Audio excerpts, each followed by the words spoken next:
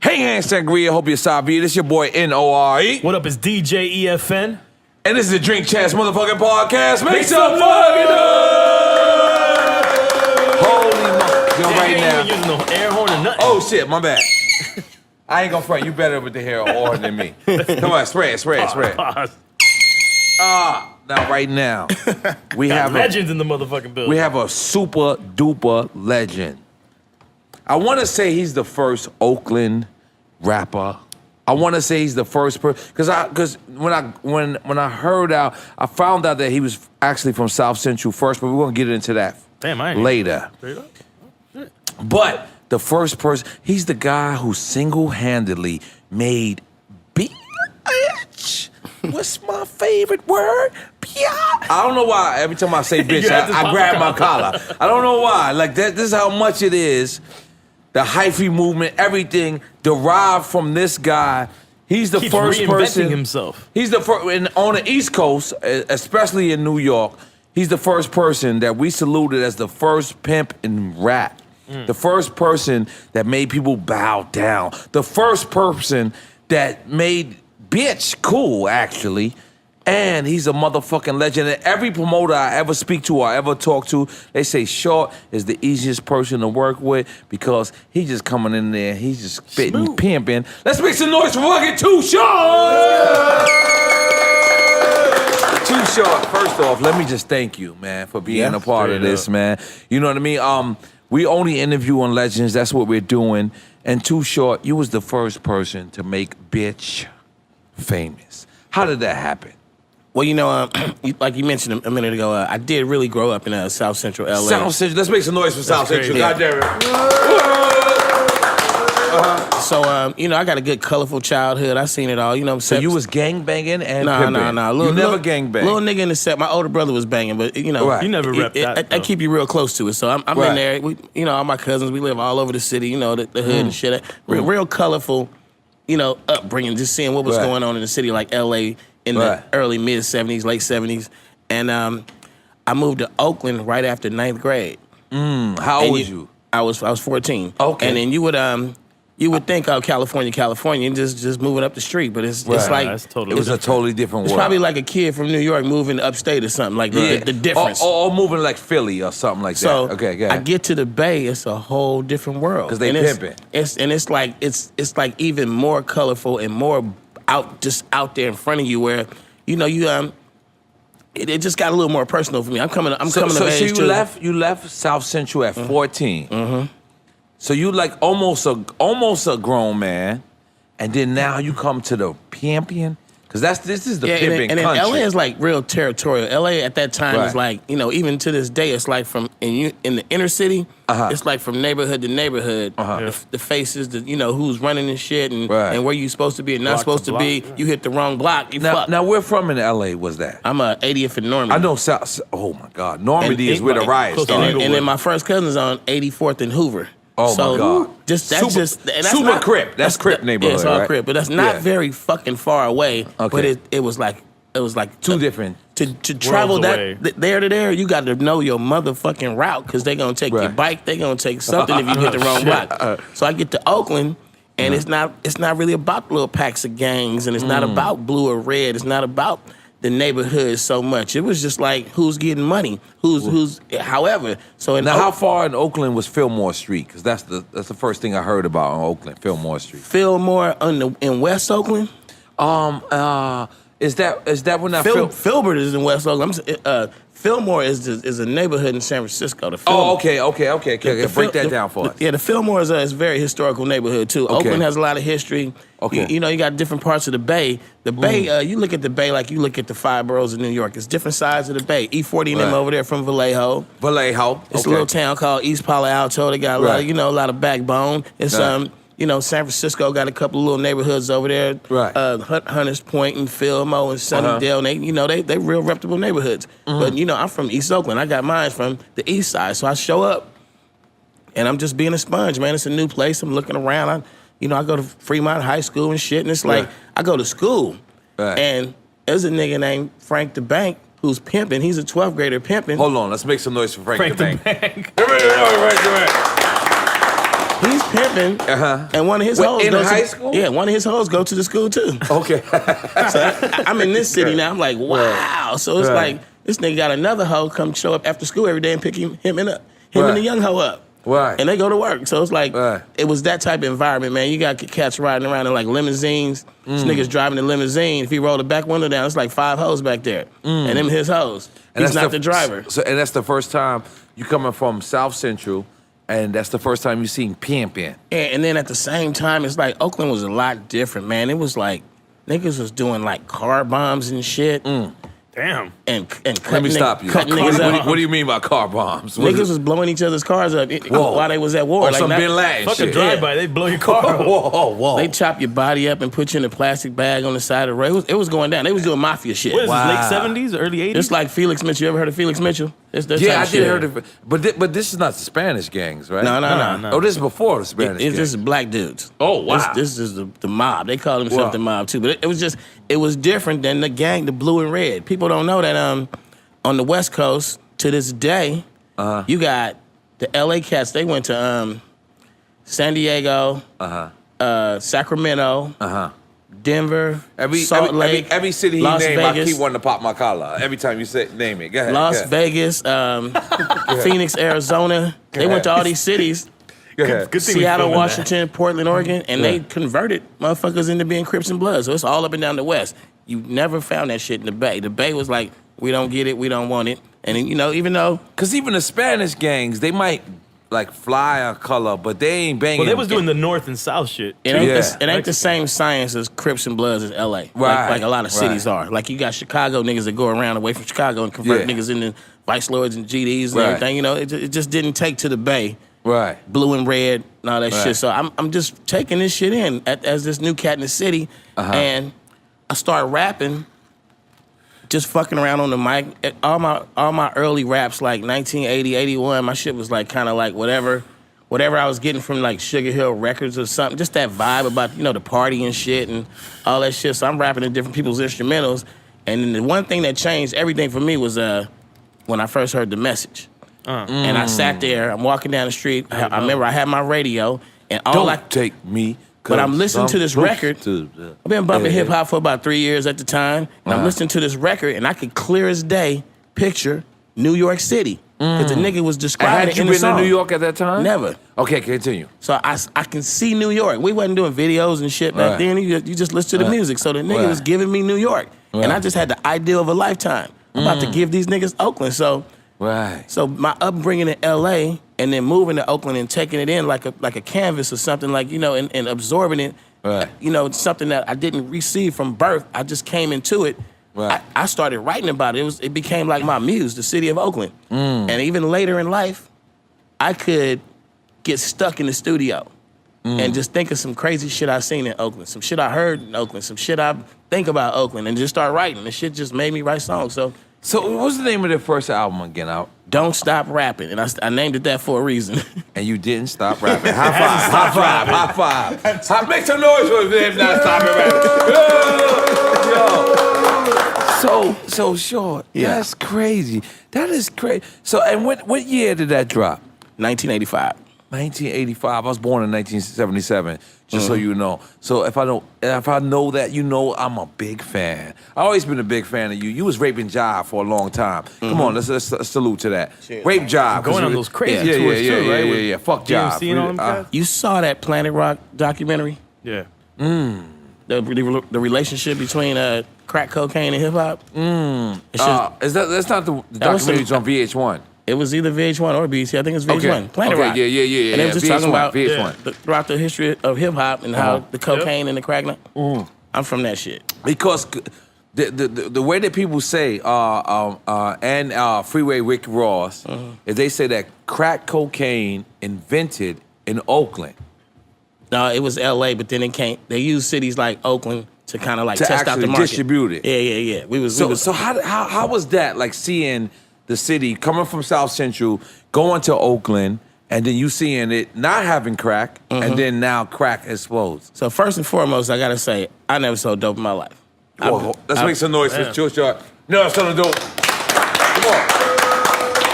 you sold a lot of pussy. Yeah. All right, go ahead. But that being said, so before 85, before like 84, 85, you remember that shit? It was like a nigga could be like what I call nigga rich, man. You might just your hustle nigga rich. Your hustle might only back then might have got you like $3, $4, $5 grand, but you had a car. You always had a wad with a rubber band. You was balling, and the crack changed that shit. I remember the crack did a few things, man. Because I heard Oakland was like, not Oakland, but I mean, that area was a great area. Yeah. Like, prior to the drugs you actually hit. could move around a little bit. It wasn't too fucking dangerous. If you And you knew Freeway Rick Ross? Later on. Later on, okay, continue. But it's the kind of place where you had to get yourself in some trouble. If you did it, if you asked for it, you was gonna get it to the fullest, appropriately. But after the crack, you would notice like, and you know this shit too. It would be like little niggas. Little niggas that used to probably like couldn't fight too good and shit, and wasn't like shit. No, these little niggas was respected now. They got that money, that sack, and they got a couple soldiers, and they're like, this little nigga's a boss now. Like 2-3 years into it, like this nigga's a kingpin, and it just changed. Off the crack. We didn't before the crack. We didn't have handguns that could shoot 17 bullets. You know what I'm saying? At the most, you might shoot 6 shots, and a motherfucker, tell you why you got shot. Right. After the crack, you don't know why you got shot. Yeah. Nigga They hit was you high with as hell. 17, and that's just if it was a handgun. So Do you believe the story that the CIA actually did that? It started well, like... that's a good version that is true. Right. But the bigger version now is the whole big story of the whole mass incarceration thing. Yeah. That the whole shit was a scam. It's a business. So it's damn near like we all this shit we call coke rap. We damn near like we fell for the trap, They sell dope in a spot called the Trap. Right. It says it all. So listen, I want to get into the pimping thing because you know why I want to get into the pimping thing? Because I don't give a fuck what any NYC nigga tell you. We didn't know anything about no pimping until we heard you talking about it. When you heard you talking about it, then we seen Bishop Don Juan, we seen the players ball, we seen all that. Come on, he stopped the phone, but fuck it, leave the phone in there. That's the pimping calling. That's the pimping calling. That's the CIA calling us right now. So when was the first time you was introduced to pimping, and then how did you realize that was gonna be your life? All right, well, my infatuation started with the movies of the 70s because they put it in there so much. Superfly. And then, like I said, my cousins lived on 84th and Hoover. If you go to the other end of the block, you on Figueroa, and that's where it goes down. 84th and Hoover, that's in L.A. That's now? in L.A. Okay, go ahead. So then when I get to Oakland, I see these niggas riding around limousines with hoes. This nigga getting picked up in school from his hoes. And limousines like the Maybach. It was like the Maybach back then. Yeah. And then me and my little homie would go down to San Pablo where they used to sell pussy, and then prior to crack, they looked like a fucking modeling runway and shit. Hoes were beautiful. Right. So, prior to crack. Yeah, so prior to crack. Go ahead. Yeah, because crack gave pimping and hoeing like this ugly ass image. A lot of pimps got smoked out, a lot of hoes got smoked out, and then it was like then we start saying shit like crack whores. Before that, your bitch had to be a superstar. And even to this day, I want to shout out some of my young pimping homies right now. Go ahead, shout them out. They pimping on some dime pieces that you would never think was a hoe. Shout them out, Shaw. That bitch is not making $300 when she lay it down. She's bringing in 1,000. She's bringing in thousands. It's some hoes out there on some major routes right now. So just to keep the pimping alive, don't get it twisted. Keep the pimping alive. I keep popping my collar. I ain't gonna lie. Every time you talk, I keep popping my collar. These young niggas is not wearing suits and ties with matching shoes. Fuck they social media pimping now. They look like rappers. Right. They get money. So So I seen this shit, man, and I started diving a little more into it. My thing with rapping after I heard the message was, let's use the lingo of the streets, the new slang words that come out, the shit that's really happening. Like, let's talk about these streets. And then it just evolved into, let's talk about this game. And we just started, like, people just, you would rap about shit and you would see what motherfuckers was interested in. They wanted to hear that real shit. Right. So somewhere down the line, I had a line in one of my songs. I want to pass you the blunt. I don't know if you smoke. Yeah. Oh, shit. I'm had a line smoking the blunt with Too Short. Make some noise! Roll another one, nigga. I was about to say that. I was about to say roll another one. But, all right, cool. My bad. I didn't know you smoked, Short. At a young age, I was about 15, 16, I wrote this one line. It said, I had 16 hoes sucking 10 toes. And that you can bet. Like, it was just a line. Right. And every time I said that in the song, motherfuckers laughed. Right. So I sat down by myself and said, let me write a song about each of these 16 hoes and how I met them. And that was the early version of my song that came to be real popular called Freaky Tales. And I had a song about these 16 hoes, how I met them. I met this hoe, so, you know? Right. And it just started being more and more pimping. I just started digging into the game. And you got the Donald Goines books. You listen. You got Iceberg Slim. Iceberg Pimp, Slim. The Story of My Life. Donald Goines. Fillmore Slim. Some of those books got some real game up in them. Real game. I read this book called Broad Players. It's not very popular, but that motherfucker is just big pimping. Right. And it just come to me, man. You get these ideas as a writer. And I'm like, damn, that'd be cold as fuck to just like tell this. I gotta tell you a story, Short. One time I met Bishop Don Juan.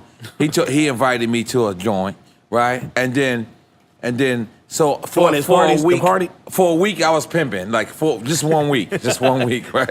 Just 1 week. You was a pimp or you was just pimp? No, I swore I was pimping, right? So this white bitch come up to me and I said, "Yo, bitch, you gotta choose." And she chose me. I ain't know what to do after that. Like after that, Short, can you?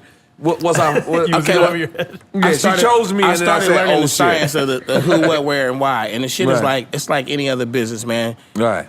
Why is this woman gonna sell her body and give you the money? Right. And you you put yourself in sort of like a manager role. You kind of like her fucking therapist and shit. You know, because the bitch is gonna be crazy as hell. And you gotta bring it back around every night. Because a real pimp gotta be real smart. Let's just keep it real. But then the main secret I think that I learned about pimping, the one that lets you go home and kick your ass back while she's out there working, is she gotta be hoeing for a purpose. And you gotta give her a purpose. Let's make some noise for whoring for a purpose. God damn it, stop giving that pussy away for no reason. Go ahead. I mean, it's anything in life, man. If you're not driven, if you rapping and shit and you're not rapping for something, you're not really going for it. Right. You're just on the corner freestyling and battling. I just always thought that like the pimps that didn't hit they hoes and didn't do that. Was the best ones. I thought they was the best ones because in order for you to control somebody with your mind and just talk to them, that is the illest psychological therapist, craziest shit. So how about those pimps? Well, the pimps who, I call that like finesse pimping, where you could just, Let's make some noise for finesse pimping. I like that. Go ahead. And then the other guy who got to beat the girl and scare the shit out of her, they call that gorilla pimping. Pimping, I heard about that. And, the finesse pimps, they kind of laugh at the gorilla pimps. It's kind of like, they look at it like the nigga's not as smart as me and he don't got as much game as me. Right. But it works both ways. You want to pimp the hoe out of fear. Right. I personally don't think that that's even necessary, but there's a lot of niggas that's mean-natured like that to just dog the bitch out and just run a house full of fear. But, either way, you getting the money, man. Because your record label was always in, you was signing a job for like 12. Nah, shit, like maybe 12, 13, 14 albums. 12, 13 years. Was you the only one from the albums. West on Jive? No, it was me, E40, Spice One. It was because I know them tours was crazy back then. So, but you was the first like official rapper from Oakland. No doubt about it. From the whole fucking Bay Area. Make some noise for that, goddammit. No shit. And it has really nothing to do with my LA upbringing either. It's that I just got to Oakland. It all just happened after I got there. I decided I could do this rap shit, and I just did it. And it just, even bigger than being the first rapper up out of the Bay, bigger than that is being a pioneer of the whole music scene. Because you could be the first rapper and not pioneer shit. Right. But we brought in that independent. Yeah, you changed the game. Put your motherfucking records out. And like I said, it was Because then Jive came and got you. How did that happen when you first got signed a job? Well, I came in the game through some street guys, Okay. Particularly a guy named Dean Hodges. Let's big up Dean Hodges. Make some noise for Dean Hodges. He seen you, and then his little brother was the homie. We used to smoke weed, hang out and shit. And he was just the homie. We used to fuck around and like his little brother rapped, but he wasn't really that quality where that you ever thought he was gonna get on. He was just like for the fun of it. They were in the projects rapping and shit, kicking it. So he was like, man, my brother got a record label. And I'm like, okay. Niggas like him take you up by his house. Now, I knew his brother, not for having a record label, the nigga had the sack. Right. And if you want to get a visual of Dean, back then, Dean kind of, nigga with the curlers in his hair, the color, big ass green or whatever color. For us on the East Coast, every time they had the curlers in the hair, we thought y'all niggas was killers. We thought. So picture that nigga looking like he kind of like a Jimi Hendrix, Rick James looking nigga, like dressed like a rock star. Let's make some noise for him. Go ahead. Hey, man, I got so much game. Dean taught me how to be a player. This nigga was a player. This nigga was a player, for real. I mean, real player. He sit in his house. I'm fresh out of high school. This nigga run hoes in and out all day. Right. All day. Just, he got the sack, and he's just a rock star in the hood, and he's just house on the hill, balling. And the nigga had a label. And his whole label consisted of him having the money, having the drug. Everybody wanted the cocaine.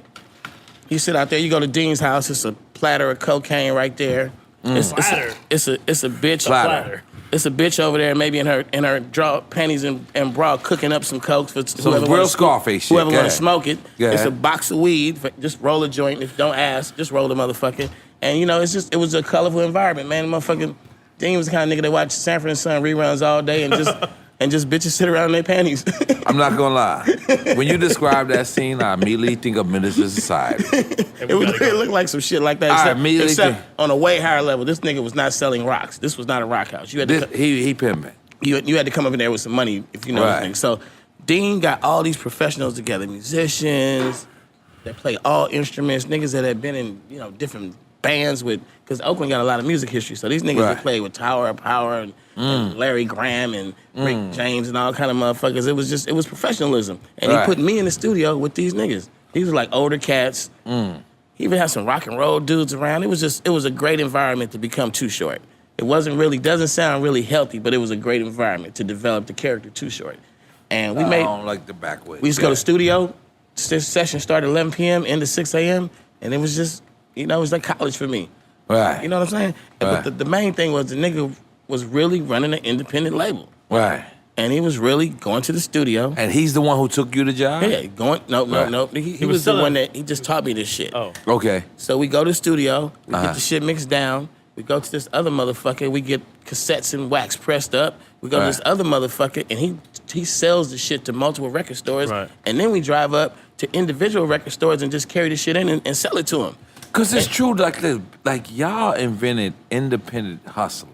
The Bay is known for that. So how I got lucky was one day, I'm 100% with Dean. This nigga, the nigga that taught you the game, you looking up to him, this 1985. This nigga's driving an 85 Benz. He's the nigga. So, I'm like, what we doing next? And then one day Dean was like, about 2 years into it, he was like, man, to me and his little brother, I need you niggas to get the fuck out of my house. Whoa. Fuck because I was living in his crib. Yeah, fuck this music shit. Just get the fuck away. Don't come around no more. I got it. But we like family. His mama like my mama. His cousins like my cousin. Like we ain't going too far right up the street. But still now he was like, I don't want no more parts of it. So that, all we had to do now was we've been running with Dean for 2 years. Right. To the motherfucking studio, to the manufacturer, to the nigga that did the artwork, to the motherfucking distributor, picking up the check. We right there with him. What do? We do the shit without him, nigga. We made so much motherfucking money. And that's how you initially started. That's how Jive found me. And then Jive came to you. Yeah, we didn't give a fuck about the signing bonus, nothing. We just like, you gonna give us national distribution, let's hook it up. Looking for. Right. Yeah, Because in New York, it was the exact opposite. Can I get some of that wine? Why? Yeah, you'll be trying to get a deal, right? We'll be trying to get a deal first. But we heard, you pour something, because we heard that Richmond, California, you guys in Oakland, you guys in like y'all was actually like when you said selling out the trunk, we meant that as selling it to Fat Beats. We wasn't selling out. I'm keeping it honest with you. We wasn't selling out the trunk. No. Y'all was literally we had boxes in the back of a motherfucking and moving them selling out the motherfucking trunk. And it wasn't no trunk. It was actually a fucking truck. Right, a truck, actual truck. Yeah. Wow. Yeah, excuse me, man, but same thing with Master P, man. Master P was in the Bay. Yep.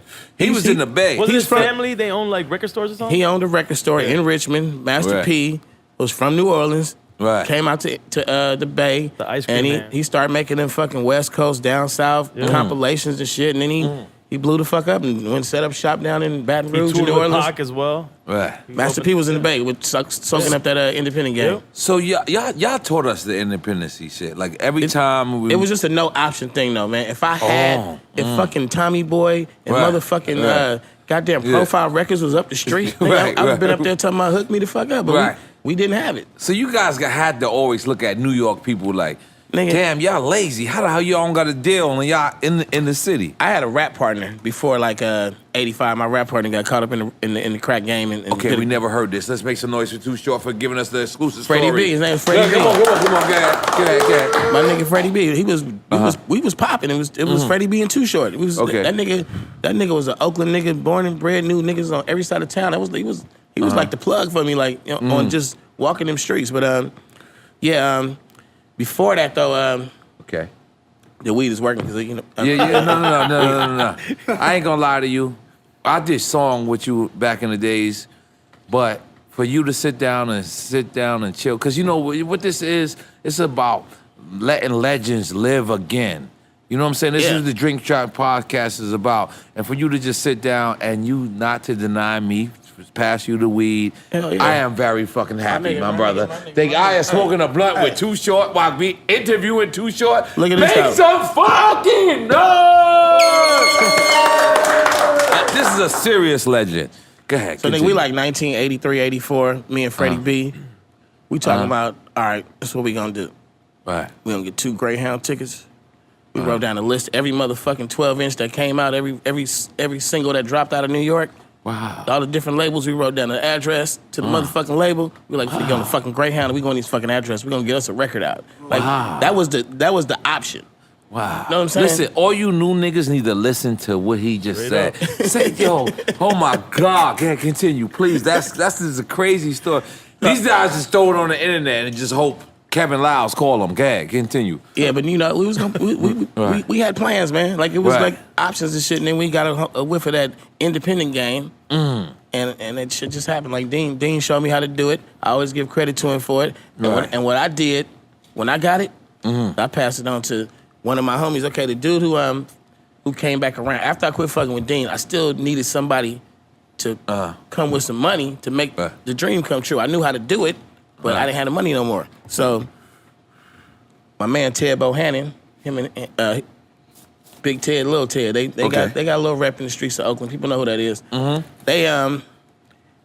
They came through, put a nigga back in the game with the studio time and being able to press up the shit and all that shit.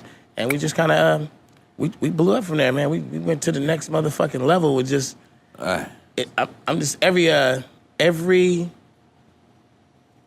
I think it was like every 15 racks would make me like 60 or some shit like that. Every 15 racks you spent will make you 60. I bring back 60. Drug dealers, listen to this. Pay attention. And it was clear, legit money, and we kept flipping it so many times. Like we just kept on getting. This is when you're just indie though. Yeah, we go buy 15,000 cassettes and sell them for 60 racks. And so did that give you the upper hand though when a Jive came knocking? Yeah, but all we wanted from Jive was distribution. The way we did the shit, we just wanted. So you had a different deal though, compared to like someone in New York that was signing to Jive. Right? Because if we was in New York, tell the truth, we thought we did. In the long run, them motherfuckers are slick, man. Because that's what I'm wondering. We thought we had some shit and we had the bullshit too, but it's cool. We made a lot of money. And how long you been with Jive? How many years? I was on that motherfucker from 88 until like goddamn. Damn near 2008. It was a long time. Shit. Let's make some noise for him getting money a long time. A lot of motherfucking albums though. Count that long. A lot of motherfucking. Hey, but you did have fun on Jive, right? Let me tell you, it's funny though. So I rapped a long time before I got a deal. I did a lot of shit before I got a deal. I got a deal in '88, and I had been rapping like 7-8 years already. So I had all these rap songs that I put out in the streets that people knew and loved. When I signed to Jive. They shot me the check. The albums went nationwide. Checks came back, the royalties and shit. They shot the next up front. I'm like, nigga. Like, we was getting money. Grinding and hustling. I was like, nigga, these niggas gonna keep sending me hundreds of thousands if I make songs. Nigga. I went back until I had a box. Well, I didn't have a rap book. I had a box. It was full of raps. I had been writing motherfuckers for years and just little tapes in the street. I went in that box and recycled every motherfucking line in there. I would just scratch out the line if I use it. I was using them old raps for the next 8 years. Wow. The shit I wrote for 8 years prior, I used for 8 years in my deal. I put out an album probably every 9 months. And now, what would you consider yourself? More of a rapper or more of a CEO and a hustler? What would you consider yourself? Well, as far as rap goes, I think I'm a real major hip-hop fan. Right. And I always put myself outside the circle of what I'm calling hip hop. Niggas who's like, ooh, that nigga spit them bars. You know, that shit like, ooh, you heard the ooh shit? Right. I was strictly just pounding in the trunk, talking shit. And I could have taught a lot of niggas, no matter what the integrity of you as a man, I could have taught you how to talk that shit and make that shit pound, and you would have had a million fans like me. Like, it just was, you talk shit. I listen to your shit. Yeah, I talk shit. Yeah, that's what I'm saying. I talk shit. I'm saying shit talking versus spitting bars and all this shit and being a rapper. But CEO, man, I look at it like we hustlers, man, because we started a company and we don't say you my boss and that's like, nigga, we hustling to get this money. Hustling. Do fucking something. We didn't drop niggas off on the way because we hustling and getting money. It's a lot of money coming in, and niggas like, call me when y'all going to lunch. You know, like nigga, no, we up at 7 in the morning pressing up shit and picking up shit and moving shit around, nigga. You know, and we partied all last night, but we up in the morning grinding, getting this shit to where we can get these checks back. Right. I always thought about bank deposits. Damn. I wish you would have been my accountant. You need to be making more money. Right. Be at the bank more you gotta take that shit in the bank. I need to go put that shit in the bank. So how I was putting that shit under my mattress. I'm a foul nigga. Too short. Don't make no noise for me. Don't make no noise for me. I'm like, how the fuck can we get to the bank and put money in? So we grinding, man. Like, we grinding. Niggas just don't have that same like-minded philosophy. We was dropping them off on the way. Now, how did you get the Menace to Society role? How did you, because you just, and you handing off Really? shotguns. Okay, the Hughes brothers, this is what I think happened. The Hughes brothers are really real big Bay Area hip-hop fans. Oh, wow. And they from Pomona, somewhere in L.A. They love Bay rap, though. This is what they told me. And Tupac had just fucked off his part in the movie by beating one of the Hughes brothers up. Yeah, I heard about that. Let's make some noise to Tupac for beating up the Hughes brothers. So Pac was off the movie. And if you notice, there's not a lot of star power. You got but Pac didn't have your role. No. It's Tate's role, I think. Nope. Huh? He didn't. He had. He's supposed to be the Muslim dude. The Muslim dude. Yeah, that was. Oh, okay. The Muslim dude. So they needed a little star power, and they just they strictly just brought me in so that they could have like somebody name brand in that motherfucking in. Right. They just happened to be major Too Short fans. Right. You notice they came and got me for their next little documentary movie. What was it called? American Pimp. Oh yeah, that's right, bro. Yeah, they let me say. But you a pimp though. You supposed to be in there. Go ahead. So it was just a matter of that, man. I came in there and worked for a few days and kicked it. Menace to Society is a cold ass movie. No, it's cold. It's just dope. You had the coldest role in there. Yeah, they let a nigga. You know, that was a cold role. I'm the only nigga that pulled the strap on O-Dog. That's what I'm talking about. Movie. That's what I'm talking about. Let's make some noise for him putting a strap on O-Dog. That's a fact, yo. That's. I mean, for us, especially us from New York. You know, when we seen you, when we seen NWA, when we seen Menace Society, Boys in the Hood, that's when we actually realized y'all culture, because we knew that hip hop. I think Common had made a record, I Love Her, but when they went over there, I used to love her. But when it went over there, y'all was so different, and for me, everything was about buildings. Everything was about. Like what I see in their face, the lifestyle, the culture, and y'all chopped it up, and this was the craziest thing to see you guys in y'all element. You know what I'm saying? Like, but the crazy thing is, you was from South Central, and then you went up North Cal. So you call it up north? See, in New York. Cali, yeah. Yeah. See. Two different planets, man. North Cal and SoCal, two different worlds. Two different worlds. Even gang-wise, the Mexican gangs, they divide themselves. The slang words, the dress code. Yeah. Wow. Yeah, our Mexicans. And you could adapt to both worlds still. I mean, to this day. Yeah. To this day, you can still adapt. I'm not gonna lie. I had a promoter hit me one time, and it was a lady. It was like, you and Too Short is the easiest people to handle. And I was like, why is that? It was like, y'all don't ask for hair and makeup. Y'all just want to land and just... Yeah, we missed the diva shit. We go in there and say, what's the... High five, Too Short. High five, yeah. I'm like, what's the pickup? Right, yeah. We'll take that. You got that issue? Where the mic at? Right. How many mics you need? One. So but after Menace, how did your life change? Because that had to be the biggest movie at that time. Man, I ain't gonna lie, man. What I had going on at that moment was bigger than that movie. My shit was platinum. That movie was like some side shit. I wouldn't. That was a side hustle. That was a slide hustle. I was already popping. So right. The movie came out, it hit hard. It was one of them. It was one of them ones that kind of like Purple Rain kind of movie where it kind of lasted and lasted. Yeah, and just, lasted and lasted. Don't go away. It's still lasting. And you watch it right now on TV or on, unedited. It's the shit. Right. It's a good movie. The boys made a good movie. But man, that whole New York West Coast thing. I used to go to New York. What you telling me now? Like I used to go to New York, and I know for a fact it wasn't really about the music. Because motherfuckers like, man, I really didn't hear too much shit you did. But they'd be like, man, respect, son, respect, kid. Like it would be, and it was, back then it wasn't nationalized. It's like, if you the man, you the man of your hood. So I asked my New Yorkers, I'm like, what does that mean that they keep saying respect? They're like, man, they showing you love. Like, it's just saying, shit. That's a big deal if a New Yorker says to you, respect. So I was like, okay, cool. But it wasn't about the music. And I started hanging out in New York a little bit, man. Right. After a while. We love you in New York. I don't know if you know that. Yeah, but you know. Blow the whistle. Woo! Woo!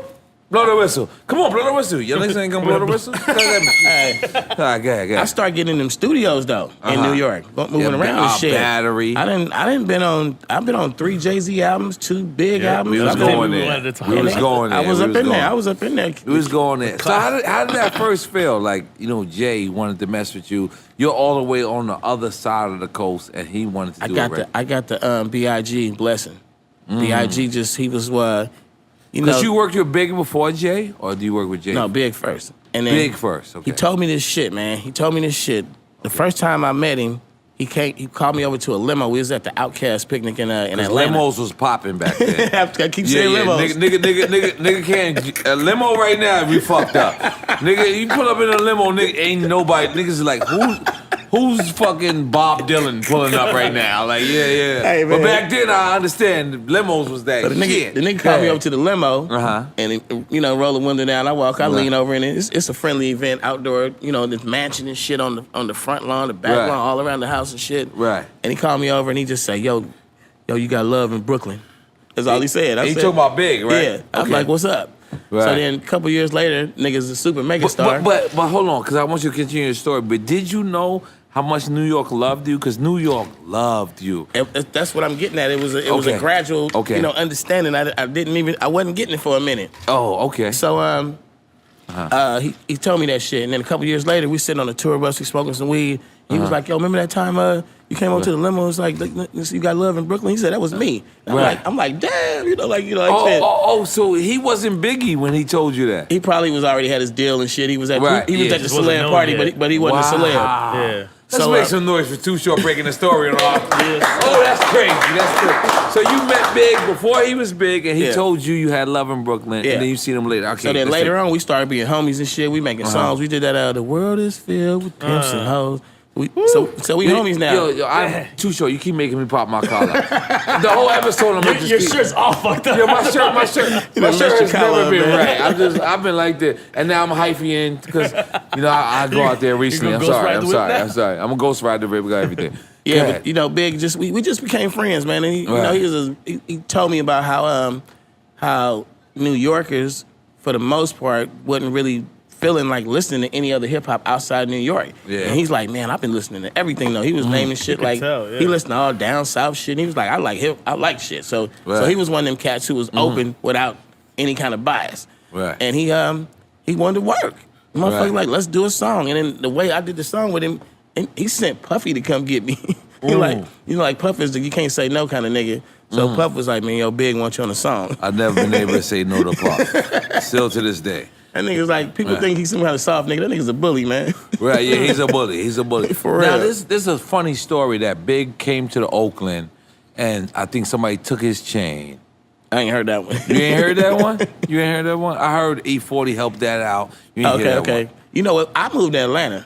Okay. So E40 was... Let's talk about the Atlanta movement. So E40 was like, E40 I think took the you're road. responsible from Atlanta being a pimping country. And let's make some noise for that. Atlanta. Let's make some noise for that. Wait, what? Eric Sermon moved to Atlanta. And they You moved to Atlanta early. What year did you move to Atlanta? 93. 93. Is that why they got strip clubs in Atlanta? I did not move there. I didn't move to Atlanta for the music industry. I moved to that motherfucker for the property, the culture and shit. Man, I was down there. It was like easy math. It was real estate was like 1/4 of what California is and shit. Motherfucking table dances at the strip club was $5. $5. How much were they in California at that time? The ratio of women to men was like 20-1. It was going down, and it was like. So you was the first person to crack the South. Let's make some noise for him to crack the South. Come on, from my motherfucking West Coast. You know who beat me? Who beat you? It was some niggas that beat me. Eric Sermon showed up like a little bit before me. He was there. Bobby Brown was acting ass. Now Bobby Brown. He was acting ass. Bobby Brown was fucking everything. He was in that motherfucker. He was fucking everything. It was his prerogative. It was his prerogative, man. He was fucking everything. I ain't gonna lie. Everywhere, like I was a little nigga seeing Bobby Brown, like that nigga whoever I was with, like, you gonna fuck him tonight. Yeah, go ahead, but I'm sorry, go ahead. Yeah, so Dallas Austin was starting his shit. He was involved with the whole TLC come up. N.O.R.E. was already. And did he have the glove on when you met him, Dallas Austin? Not the glove. I don't know. He was wearing gloves or spikes and shit. He's a little different. Well, he was rock and roll Dallas back then a little bit. He was a rock star. He's a rock star. He's a rock star. That's what I was trying to establish. So he's an OG. He helped me out. N.O.R.E. was who he is. He was all of that. LaFace was there. He had Tony Braxton shit already been platinum. He had like artist Tony Terry. LaFace was established. Right. And then there was no Outkast. There wasn't no Goody Mob. It wasn't Criss Cross probably had like single or some shit. The new shit they was still jumping around and shit. So I got there right when it started. Gucci Crew, I think only. I got it. His tag team was balling. And we talking LaFace? Are we talking LaFace? LaFace Records. Yeah. You heard that just now? He was at LaFace Records. They never offered me shit. Let's just make some noise for Too Short for raping the industry. Come on. So look at this. Go ahead. I mean, I was just there for young Atlanta. The architecture, the foundation, what it became to be. So you coming from Oakland? You born in South Central, moved to Oakland, and now you in Atlanta. And then I eyeball Atlanta. I'm at the Freaknik. Like what? I come back. And did you realize that this was going to be the music scene, or you was just out there? I had already been touring out there doing concerts and shit, and then we go to Magic City and fuck around. I knew the lifestyle. Now, Magic City is where Players Club is based on. Could be that type of vibe. It could be. It could be. What did you feel like when you seen the Players Club? Was that true to you, or was that to the lifestyle I was living? Cube is my nigga. But to the lifestyle I was living, that was very watered down strip club experience in that movie. I've never really seen a strip club to give you a movie to give you that real fucking strip club feeling, that real. So we gonna make the movie. Opportunity. Drink Champs. We're gonna make the movie together. I've never seen a movie capture that. The real strip club experience. Yeah. Drink Champs. And now, are you saying in the Bay Area? No, I'm talking about anywhere. It's so whack on the West Coast. I don't even fuck with strip clubs on the West Coast. Don't forget Miami, man. We got it here, man. We got it. Yeah, I ain't gonna lie. Miami. If you ain't doing it like Miami or Atlanta, Miami and Atlanta. Cities like Dallas, if the bitch don't get butt naked and you can have a fucking drink in the same building, it's bullshit. Let's make some noise for Too Short knowing about the real strip club. That's bullshit. That's a real strip club right there. I tell my niggas in New York all the time. No pasties. I tell my niggas in New York all the time. We go to Sue's Rendezvous, and I'm like, what they doing, that's pasties? not really real. No pasties. Like, yeah. And it's a strip club in L.A. where the bitch wear 3 pairs of panties. She barely get topless for a minute. She keep poking her titty out, and then every time the bitch pull her panties back, there's another pair of panties under it. I'm in not Atlanta. Gonna lie. If I was in a hotel, that would work for me. But in the strip club, it wouldn't. Nice. So I'm in Atlanta, man. I'm getting there, and before I moved there, and you like, you get a dance, right? She comes to you and say, "Can I get a dance?" And you say, "Let me see that pussy."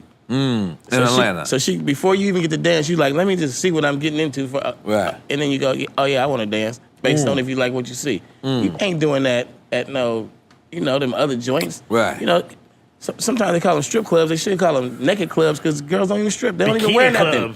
They don't even call it a bikini I'm not gonna lie. But some clubs they walk around butt ass naked. She don't even have a top or bottom. She just walking around already naked. I'm not gonna lie. I thought I was a pimp for a week. It didn't work out for me. It wasn't built for me. I just couldn't do it. I got compassion. I don't know. Because to be a pimp, you can't have nothing. You can't have no like. I really feel like I could be a really good pimp. But I got this other good-ass job called rapping. High five. You pimping the rap game. High five. Let's make some noise for Short pimping the rap game. God damn it. Come on. Yeah. Every time you dabble in some pimping, and a bitch is getting a few G's, she getting some G's, bringing them. Like, bitch, you just did all that stressing me the fuck out. Right. And that wasn't nothing but 2 shows to me. Because they can't touch the money. They're supposed to bring the money back. That's a real pimp, right? So your bitch have a good month. You get a walking around bitch, you get like 15, 20 racks out the bitch in a month. Nigga, that's a few shows. That's a couple shows. That's nothing that's a and fact. she gonna stress you the fuck out for 30 days. Yeah, you're right. Like, nigga, keep that shit. You're right. I'm about to go do a show. And my dick sucked after. So how does it feel? Stress-free. Because you did a song with Jay-Z and Biggie Smalls. And he did the joint with Multiple Pac. songs. And Pac. Yeah, and Snoop, Scarface. And Snoop. And Snoop. How that's something I'm really proud of in a career. Super OG. In a career, I am that all those guys are gonna be, legends. No, they are legends. They are on their way, one or the other. But when we're all gone, yeah. I just want to be in that. Not too many people have that repertoire. And Bone Thugs too, right? Did we do a song? I just make songs I don't even know. Maybe. Yeah. I ain't gonna lie. Them the homies though. If we did or didn't, them my niggas. I just told you I did a song on your album. You ain't even remember. He was sitting there like, word. No, nigga. You did so much song. You're a legend. You're a legend. We got a banging that song though. No. I'm trying to think of that You're a hook. legend. What the fuck was the hook? I'll pull that shit up on my phone right now. We believe you, Short. After the sounds, go check it out. Yeah. After the sounds, that's his job. No, it's his job. But Short, man, how do you all these years? How do you maintain your love for hip hop? How does that happen? Cause I like that new shit. I ain't gonna lie. I like the new guys. I like what it happens, and I'm not talking about the new right now. I'm talking about every time the new shit. Every came. time it changes. Cause when you the nigga. It's like sports. It's like the fucking hood. When you the nigga and that next nigga come up like the super stud and start getting a little more attention than you start feeling the kind of way. And you still feel the same vibe? I'm for that nigga though. I'm like, you for the new? I'm like, okay. I'm that nigga who's getting money. Right. Who, if I see a young nigga getting it, I'm like, nigga, get it, nigga. Like, that's real, man. Did you understand what he just said? Let's make some noise for that guy. Oh, Let's make it. Come on, everybody. Camera guys, everybody. That's real, Short. Because I'm promoting that shit. Let's all get it. Let's get it. You know what I'm saying? And then when you get it, you wrong if you don't pass it on. Let's all work. You wrong if you don't share it in some kind of way. Don't give it away, but teach the next nigga how to get it too. Because you always had fun with the game. Like every time I seen you, I don't care where I see you at, you walking through, you looking good. You know what I'm saying? Like there's other people who don't do that. And you know what happens? Those blessings, they come around, man. They come back around. There's been a time in my life where shit was fucked up. Had some fucked up shit. And then somebody who I showed that love to was like, what's wrong? Bam. Right. You know, and instantly for the love. And how about my man, Mr. Fab? You mess with Mr. Fab? That's my dude right there. That's like my son. That's my guy. Let's make some noise for Mr. Fab being Too Short son. God damn it. We just saw him in South by Southwest with cows. Oh, yeah. So that 30 years of rapping. And cows. Yeah. And cows. That's my nigga. Yeah, that's my nigga. That's my brother. 30 years of rapping. Uh-huh. I'm like, we get money other ways. We can do this shit with or without the microphone. We can get down, right? But you still enjoy what you do. Fab came to me and was like, man, you've been rapping 30 years. You got to make an album. So I'm doing an album called 30th Anniversary. And my man came in there. He kind of A&R my album for me. Just kind of like. It's a beautiful thing. Whole bunch of shit. We doing the hooks and shit and just like put a nigga in shape. Like, you get a nigga in shape. Right. You got a nigga in shape for a good ass album. So I'm an old ass nigga. I just turned 50 like last Thursday. Nah, man, let's make some noise for turning 50, goddammit. Yeah, nigga. Let's make some noise.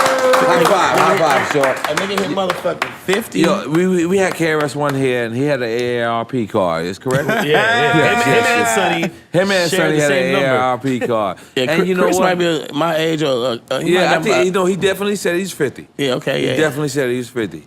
And ain't nothing wrong. But you know what's crazy, Short? You look young. You doing young shit. Mm-hmm. And you still have the love for it. Like, I could look at you when I ask you these questions. Yeah. You really still love hip-hop. No, it's the hustle, nigga. I'm about to get on the mic and rap in front of a crowd tonight. It ain't shit. Tonight? I grabbed the mic and Live last night. Fuck that. Oh. Did I? God damn it. And Live. We should have went to Live. I ain't gonna lie. I was so tired last night. We had a long week. We had a long... I wish I would have knew you was there. Hey. So you never lost your love for hip-hop? Not once? Nah, for rap, nah. Cause you could be lean with it, rock with it. Niggas was like that. Okay, look, you got a bunch of motherfuckers that like this new weird shit. That's what you saying. That's what you seeing. This shit is weird. All these motherfuckers like it. I try to get around and figure out what is it that they like. It must be the infectious beat. It must be the catchy hook. It must be the way they make you dance. It's something good about it. So I'm like, oh, I get it. I try to get it. Right. Like, why is you niggas dressing all weird? Oh, I get it. You know what I'm saying? If it makes sense. If you look at that, why are they dressing all weird? I don't. I don't get that part. But because they don't want to be like us. They don't want to be. They want. You got to do something. Right. It's like rebellious kids. In their defense, when you look at the first pictures of hip hop, the first pictures of hip hop is these little niggas. Yeah, they was dressing wild. But guess what though? These little niggas that we calling weird right now, the niggas is trying to look like the 80s. Yeah, that's what I'm saying. 80s, 90s that's exactly what I'm circle, saying. Yeah. With the gold and shit. So with that being said, and you being a pimp, you being a real nigga, I've never heard Too Short in a controversy, other than when you ran from police. That was crazy. What happened when you ran from police? Let's talk about that. Nigga, I was in L.A. I had an apartment. I had an apartment right across the street. From here, here? From where I was running. Oh, we was running. From Sidebar. I was like, damn, you had an apartment Shout out here? to Rob. No, nigga, I was about to dip up in the spot, and then, you know, it's nothing that ain't been done before. Right. Logically, but you too shit. short. You can't. You got to be careful. Too short. I'm just saying, man. It was crazy. Yeah, So we walked the line, bro. We walked the line. I talked to that brother. I was like, man, I did all the tests, all this shit. I wasn't even fucking drunk. I was like, it was 3:30. The drinking had stopped a while ago. I was gonna walk these bitches to their car. Okay. Because the bitches shit is for real. Let's make some noise, man. Keeping it for real with the bitches. And I feel okay calling these bitches because after I got in all that trouble, they never called back once and said, "Are you okay?" Are you okay? It was just some bitches I met that night. Right. Walked these bitches to the car. I said, "No, you know what? I live right over there. It's like about a block and a half." Right. I said, "I'm gonna drive y'all over there. It's 3:30 in the morning. Y'all been hanging out in my spot. I'm gonna drive y'all over there." Drove them over there. Hit a little U-turn to come back. Nigga turned the light on me. He made me do all this shit. And you know, the nigga who saw the video, the TMZ, was like one of the security dudes from the club I was at that night. It was all right there in the neighborhood. That was like a supper club I went to that night. Tuesday night. I'm like, even that nigga, I heard the nigga sold the video for like $500. They was like, we would have gave him $5,000. Like that bullshit. Nigga out there, but it was some good press though. I do like the good press that you get when you get the but is that the first? Is that the first time you realized the power of the internet, or you been knew the power of the internet? That was the first time I realized I was in my 40s. Why? Because you couldn't get a rate when you ran? Make some high five. Make some noise. Too short. I talked to this nigga, man. I showed the nigga the building. I said, dude, I live right there. I said, you got my car. I said, I'll leave this motherfucker here, whatever, man. I live right there. Right. You know, he's like, you got to blow for me. I'm like, man, I told the nigga, I said, man, I might not, I was drinking earlier. I told the whole story. I'm like, dude, fucking right there. A lot of times the cop be like, all right, man, just leave the car here, go home. Right. This nigga like, you got to blow. I was like, is that my only option? That was the last thing I asked him. Did you deny it? I mean, I honestly, that's one of the ones I regret because I had on some Converse, low cut. The Chuck Taylors? Yeah, the Chuck Taylors. Oh, yeah, you can't run in those. And I was just mad because I was like... Those are like the Kanye West new sneakers. You can't get ball away. in those. You can't get away. You running those, it's over for you. I think I had like another bra still at the spot. I'm like, I got to get back. It ain't over. Like, there was shit going on. So this is real deal. You really have broads. Like wherever, every city you go, you have broads, or you stop that. That's over. I'm going to tell you like this. At this stage in the game, I'm not trying to be young short dog anymore. I'm not doing this shit. I used to go, when I go out, I'm like call a few homies, like, you know, hang out with a lot of chicks. I like 8, 10, we go out. That was my normal. I might do some shit like that tonight, but really tonight? Yeah, I mean, I'm in Miami. So you want me to hang with you tonight? I want to just see how it goes down. I'm in Miami, so I'm really not the one. You've been doing this in Miami for a long time. But I'm not coordinating the chicks. It's like Miami is like, you know, the girls, they do it. They just like, you got the girls who coordinate the girls. Yeah, they just... Let's make some high five. High five. High five for that. But let's make some noise for that, goddammit. Come on. Too Short still big. But what I'm saying is, back in the day, I would literally get in my phone and call like these two, those two, meet me. I did that shit up until about 3-4 years ago. And I kind of just like chilled it out a little bit. Now I might go out with like 2 or 3. Right. And just, you know, another secret to what I do is a lot of guys, they try to fuck all the women.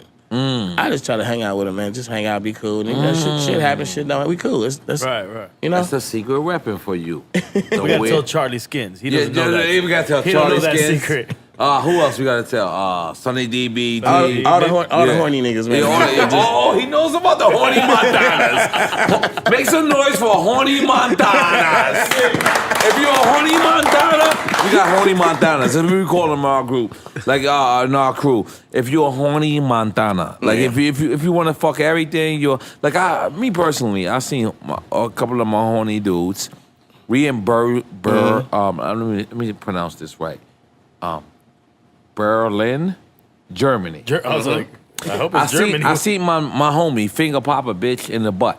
That It ain't wasn't right. Eddie. In the club. That's not a good finger look. popping in the butt. I said, Slime, I'm uncomfortable with this situation. I actually can't partake. He's like, no, this is how we doing it. Like in the butt, in the club, I gotta still out. I gotta leave. You know what I mean? But there's a lot of horny people. Yeah.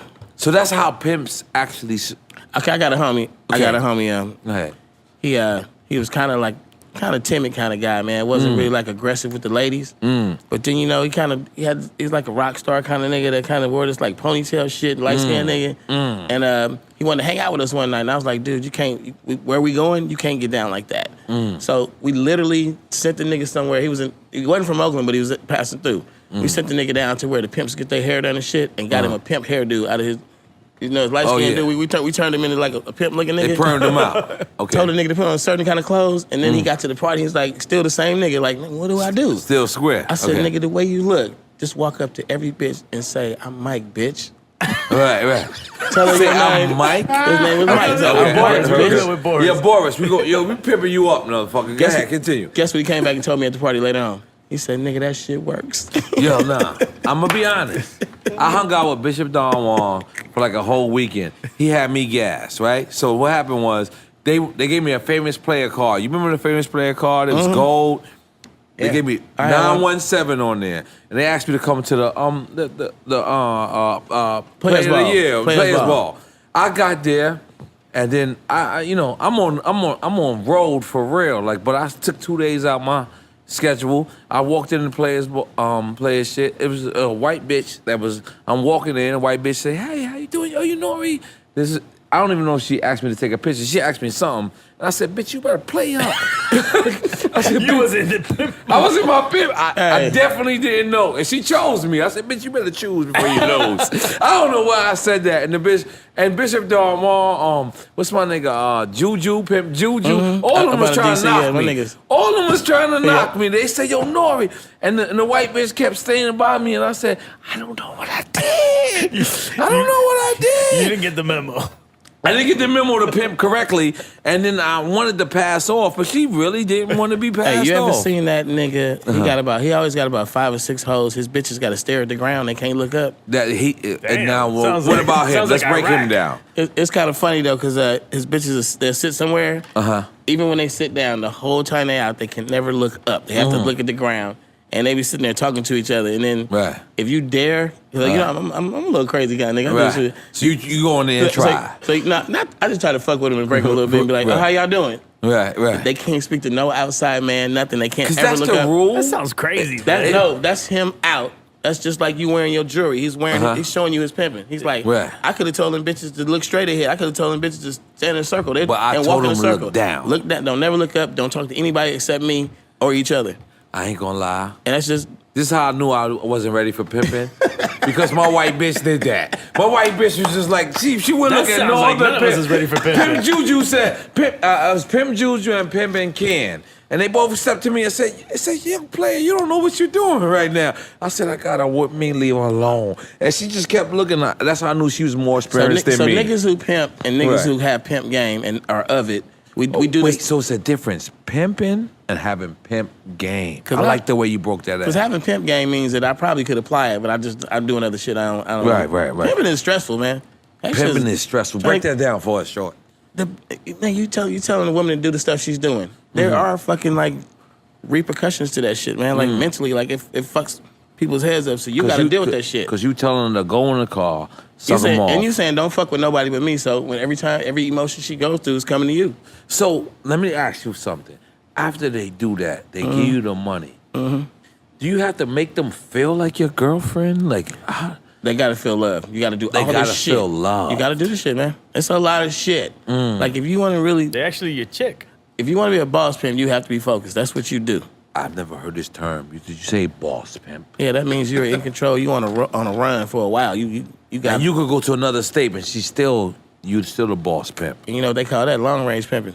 You can send her anywhere. Hold up, let's make some noise. Hold up, let's make some noise for long range pimping. Yo, I heard of long range 5. I'd be like your homie over there. I'd be like long range. No, nigga, you should be able to leave her in Hawaii. You fly back to L.A. and you come back 3 months later and she got like 47,000, and just be like, here, she didn't fucking everybody else. She didn't protected the money. She didn't protected herself. And now, do you have to have sex with these women, or you could just if? So this is where I get fucked up. Break it down for me, sure. Because I'm what do you call it? The layman. Because now the layman. I've always considered myself to be a pimp and a player. I do have the pimp game, but I don't. What is the difference between pimp and a player? Player, you got the game to just run a bunch of chicks, but you don't want any interest in their money or them selling that. You just a player. All right, you're a player. Okay. Player in the game, you get money. You and hustle, then pimp, you getting salary. You actually, yeah. So, okay. So I consider myself to be a pimp and a player, man. It's just like I don't really we don't have to. Sure, I'm not gonna lie. You made me pop my collar like 1,700 times, but cool. I'm gonna keep popping. Well, play it back. If you gotta really get a lot of game, just play it back, listen to it. It's it's in there. It's in there. Yeah, the game is always in there. Like you really I'm studying. It goes by I'm so married. fast. I'm a lame. I'm sorry. I'm still, but in my mind, I'm gonna try to be a pimp. Like every time I go to sleep, like I'm gonna try to. But we are all always students of life. We are. Break it down. Always learning. We always learning. You know what? I was gonna tell you about my Dominican story. Yeah, that's right. That's right. Dominican story. I'm Puerto Rican, just in case you thought I was Dominican, but it's okay. It's all the same. It's a New York story, man. Okay, New York. Let's do it. But I was You in baby Dominican Republic? I had a little. That's in New York too. I had a little run in with the hip hop police. Niggas hit me up in the taxi cabs, and just nigga had like we had a strap in the car and we had like a little ounce of weed. We used to go up to the candy shop in Harlem. And get the Branson. good You shit. talking about Branson? You don't gotta call it the candy shop. We know what you're talking about. We used to get that good shit in the jars. Yeah, in the jars or in the motherfucking triangle bag. Yeah. Look at hold on. Fucking with my man Eddie, man. Yeah, Eddie. God bless the day. You know he died. I didn't God know that. bless the day. Eddie, look, first off, let me just stop too short right now. He just flossed on everybody on a real New York. This is in the real New York Times. He just mentioned Branson. What you say? Daytime in Branson. Eddie, that's who run the spot. Yep. That was my nigga. Continue your story. Go ahead. So we riding around and shit, and the niggas pull us over in these fucking taxi cabs. None of them got on uniforms. They fucking flashing badges and shit. They actually take us out, it's 4 niggas in the truck. They put each of us in a different cab, and I get in there, it's like 3 niggas in each cab. They jump in my truck, drive the motherfucker, and we go to like some 37th Street precinct, some shit somewhere, 36, 37. This nigga know his shit. Yeah, sound like New York already. And nigga ended up at Center Street. This is at 100 Center Street down there. And I passed by I was in there for about You was in the real. First off, right now, if they lock you up there, they have a precinct they bring you to. That means that back in the days, they had to lock you up there and bring you all the way downtown. So yeah, we in there. This is about a day and a half of the day, then they got bailed out a little later. But right. I walked by this one holding tank, and I seen these jet black ass niggas, like black ass nappy head niggas in there, all speaking Spanish. And I just was like, that shit weirded me the fuck out. I just didn't know. You thought they was black. I didn't. You didn't think there was black Spanish people? Yeah. No, Nobody doesn't know that. On the West Coast, we ain't got no nappy headed niggas that speak Spanish. Mexicans don't have many black. You ain't see my driver yesterday? No, My nigga. driver yesterday was blacker than me. I'm saying, like, we don't have nappy head niggas that speak Spanish. Right. So I get back up, I get out of jail, I go up to Jive Records. I was like, I seen the weirdest shit in jail. It was these dark-skinned niggas speaking Spanish with nappy hair. They said, nigga, the Dominicans. Dominicans, that's a fact. Let's make some noise. Let's make some noise for Too Short makers with the Dominicans. God damn it. Hey. Hold on, blow the horn. Where the horn at? Nigga, after that, I made a point. I said, I'm gonna meet some of these Spanish niggas, like for real. Yeah. So I met the Dominican niggas, right? At the gas station, and they popped at me on some man, we know you, man. You Too Short, blah blah. You know, random shit that happens in New York. I don't get spotted a lot back in the day in New York. Right. And they said they got the good weed, and they sent me up to I don't know, man. I just, you might get the Okie Yeah, doke from uptown, somebody. Dykeman. They sent me up to like 184th Washington Heights. Dykeman. That's Washington Heights. Yeah, Washington Heights. Yeah. What up? And then basically, if I wasn't going to Branson, I was going up there. But I smoke good. Right. I used to hang out in New York a lot. I smoke good. Listen, let me tell you something. There's not a lot of, listen.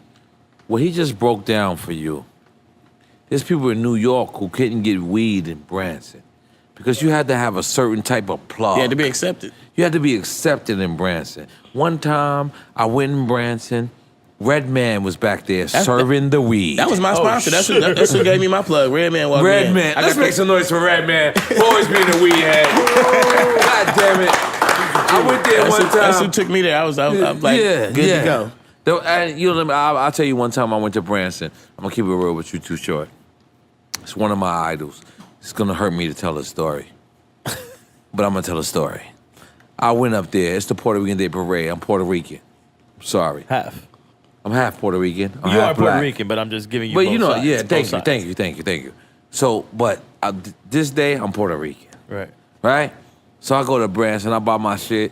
Bobby Brown pull up in the 600 Benz. To me, it was like Prince. When he pulled up, purple smoke pulled out. It was a 600 Benz. I was like, damn. Like, I know niggas got 600 Benzes, but I ain't actually seen it. Bobby Brown pulls up, right? Bro, TS, what's up, nigga? So he pulls up. Boom, Bobby Brown pops out. So he goes in Branson. I'm sitting there like, oh, shit. It's Bobby motherfucking Brown. He look at me, though. He look at me like this. Like I'm right here. He look at me like this. And then he go in Branson, right? I'm like, damn. Niggas is like, you supposed to say hi. I'm like, I don't know. The nigga eyes is right next to my shit, right? Bobby Brown comes out, and then he go, yo, it's the Puerto Rican Day Parade, right? Mm-hmm. I think me, Pun, Joe, we all on the float this day, but I had took a break afterwards. I finished what we had to do, and I went uptown, and then Bobby Brown said to me, this is mad racist, by the way. He said Which to race? me, Is it racist? He said to me, ain't you Puerto Rican? I said, yeah. He said, you ain't got no coke on you. I was like, it happens to no, because all the time. There's a positive side to that story. Because you gotta realize, in New York City, if you're from New York City, there's a couple of us here. When the Puerto Rican Day Parade shut down, like uptown to the right, it shut down too because they all over there. And so when they went there, I guess Bobby went there. He couldn't get nothing from the coke spot. So he said, yo, ain't you Puerto Rican? And I'm like, yeah. He's like, take me over there. Tony, get and I was like, damn, why do you think I could get you the coke because I'm Puerto Rican? Let's make some noise for Bobby Brown for being the wildest nigga I met. God damn it. I was gonna say there's a positive side to that story. Let's get to the positive side. I mean, who was he with? He was with his security. Okay, well, I know the niggas sometimes would be like without security. In that same Benz, riding up in any motherfucking hood, asking any random nigga. That's my nigga. That nigga, hey. Bobby. Takes a certain cloth to be that kind of nigga, man. To be that kind of nigga. You know what I'm saying? You said, come on. He would have went with you. Yeah. I'm luckily I did. For good or bad. Because this is my hero. Like, I'm younger. It's because I'm younger at this time. You mentioned him twice already, Bobby. Who, Bobby Brown? Yeah, listen, we need Bobby Brown wherever you at. Yo, if we had him on wherever you at, we need you. Crazy. Too Short is in here, man. I'm telling you, Bobby's a classic, man. Nah, Bobby's my nigga. He's a classic. He's always been my nigga. I remember when Ja Rule was actually filming the video. When Ja and Bobby Brown, and I actually I was in LA. You was at that video? Nah, I wasn't at the That's video. the video they always say he was high as hell at the video. Nah. The ecstasy video. Sean going there. Sean. No, I'm saying that's called the ecstasy video. High five, you knew that. I feel like we going Jack and Nelly story. No. Ecstasy was ruling shit at one point. Let's make some noise for ecstasy, goddamn it. Come on. Come on, everybody. White girl, come on. I don't know. Everybody. Yo, listen, Short, man, I really appreciate you for coming out, being a great sport. Are you going to drink the champagne with us? I keep it hard. Pause. What are you doing? What is that? Mai Tai? For now, it's a vodka. Mai Tai. We switch. This little Grey Goose. We switch vodka. All right. I want to have one with Short. Excuse me, Raul. Shout out sidebar. Raul, you know that you got the other Raul. This is Raul TS. We got Raul sidebar. Y'all recognize each other? With it, baby? That's my brother. And we got to shout out Slowpoke, man, for making this happen. Yes. DJ Slowpoke. Can we get 2 vodkas and pineapples? Cause I gotta have a drink with. What you got close to pineapple? Like apple. All right, orange juice. It works for me. So Too Short, man. Yeah. You been coming to Miami for a long time. Yep, I fuck with Miami too. Yeah. You got no Luke stories, no 2 Live Crew stories. Yeah. I mean, Luke, man, I've been on the goddamn Luke's Peep Show twice. I mean, some shit No, happened. the boat back in the How Can I Be Down days. Some shit happened. But how did you feel when Luke, they tried to parental advise with him? Because you had to be right behind him. If they would have did that to him, they would have did that to you. You know what? Just like you said, you see me walking through smooth. I walk through that shit real smooth. They never came knocking at my door. They fuck with NWA. They fuck with the Ghetto Boys. They 2 fuck Live with. Crew. Yeah, they never And hollered you at was me. pimping for real. They never hollered at me. I don't even. Let's know. make some noise for Too Short for escaping. Come on. He invaded. Yeah. You invaded it. I couldn't run from So the they police. never like what's the chick name that fuck with Tupac? Tipper Gore. Yeah, that bitch. Al Gore's wife. She was trying to shut everybody. They never had my name on the list. They were talking about the shit I was doing, which if they would have passed some laws, they probably would have affected me. But Right. I don't know. Think about this. What do you think about the fact that shit could have actually happened? What if it had been like we live in a country where they said you can't cuss on your rap songs? That would have been crazy. It would have been like I would have never Germany existed. with Hitler and the Nazis. We would have never existed. I would have never met you. No, that's how I think about it. It would have been like bootlegging liquor. We would have been out there in the street slanging dirty raps. Yeah. It would have been more expensive. We maybe make more money. Yeah, it'd have been money. I'd have been Like prohibition, straight up.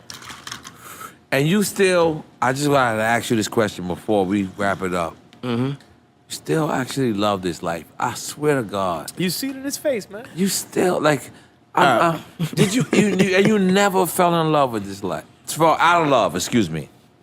I'm gonna tell you like this, man. I ain't really like too fond Cause of like. you went to jail and all that. Like you just came home. Like I was only in jail 5 weeks, nigga. I 5 wasn't weeks. in jail. All right, let's make some noise for you still going to jail. Goddamn You it. can still come High home five, for 5 high weeks, though. Yeah, high five. But you still going to jail? Okay.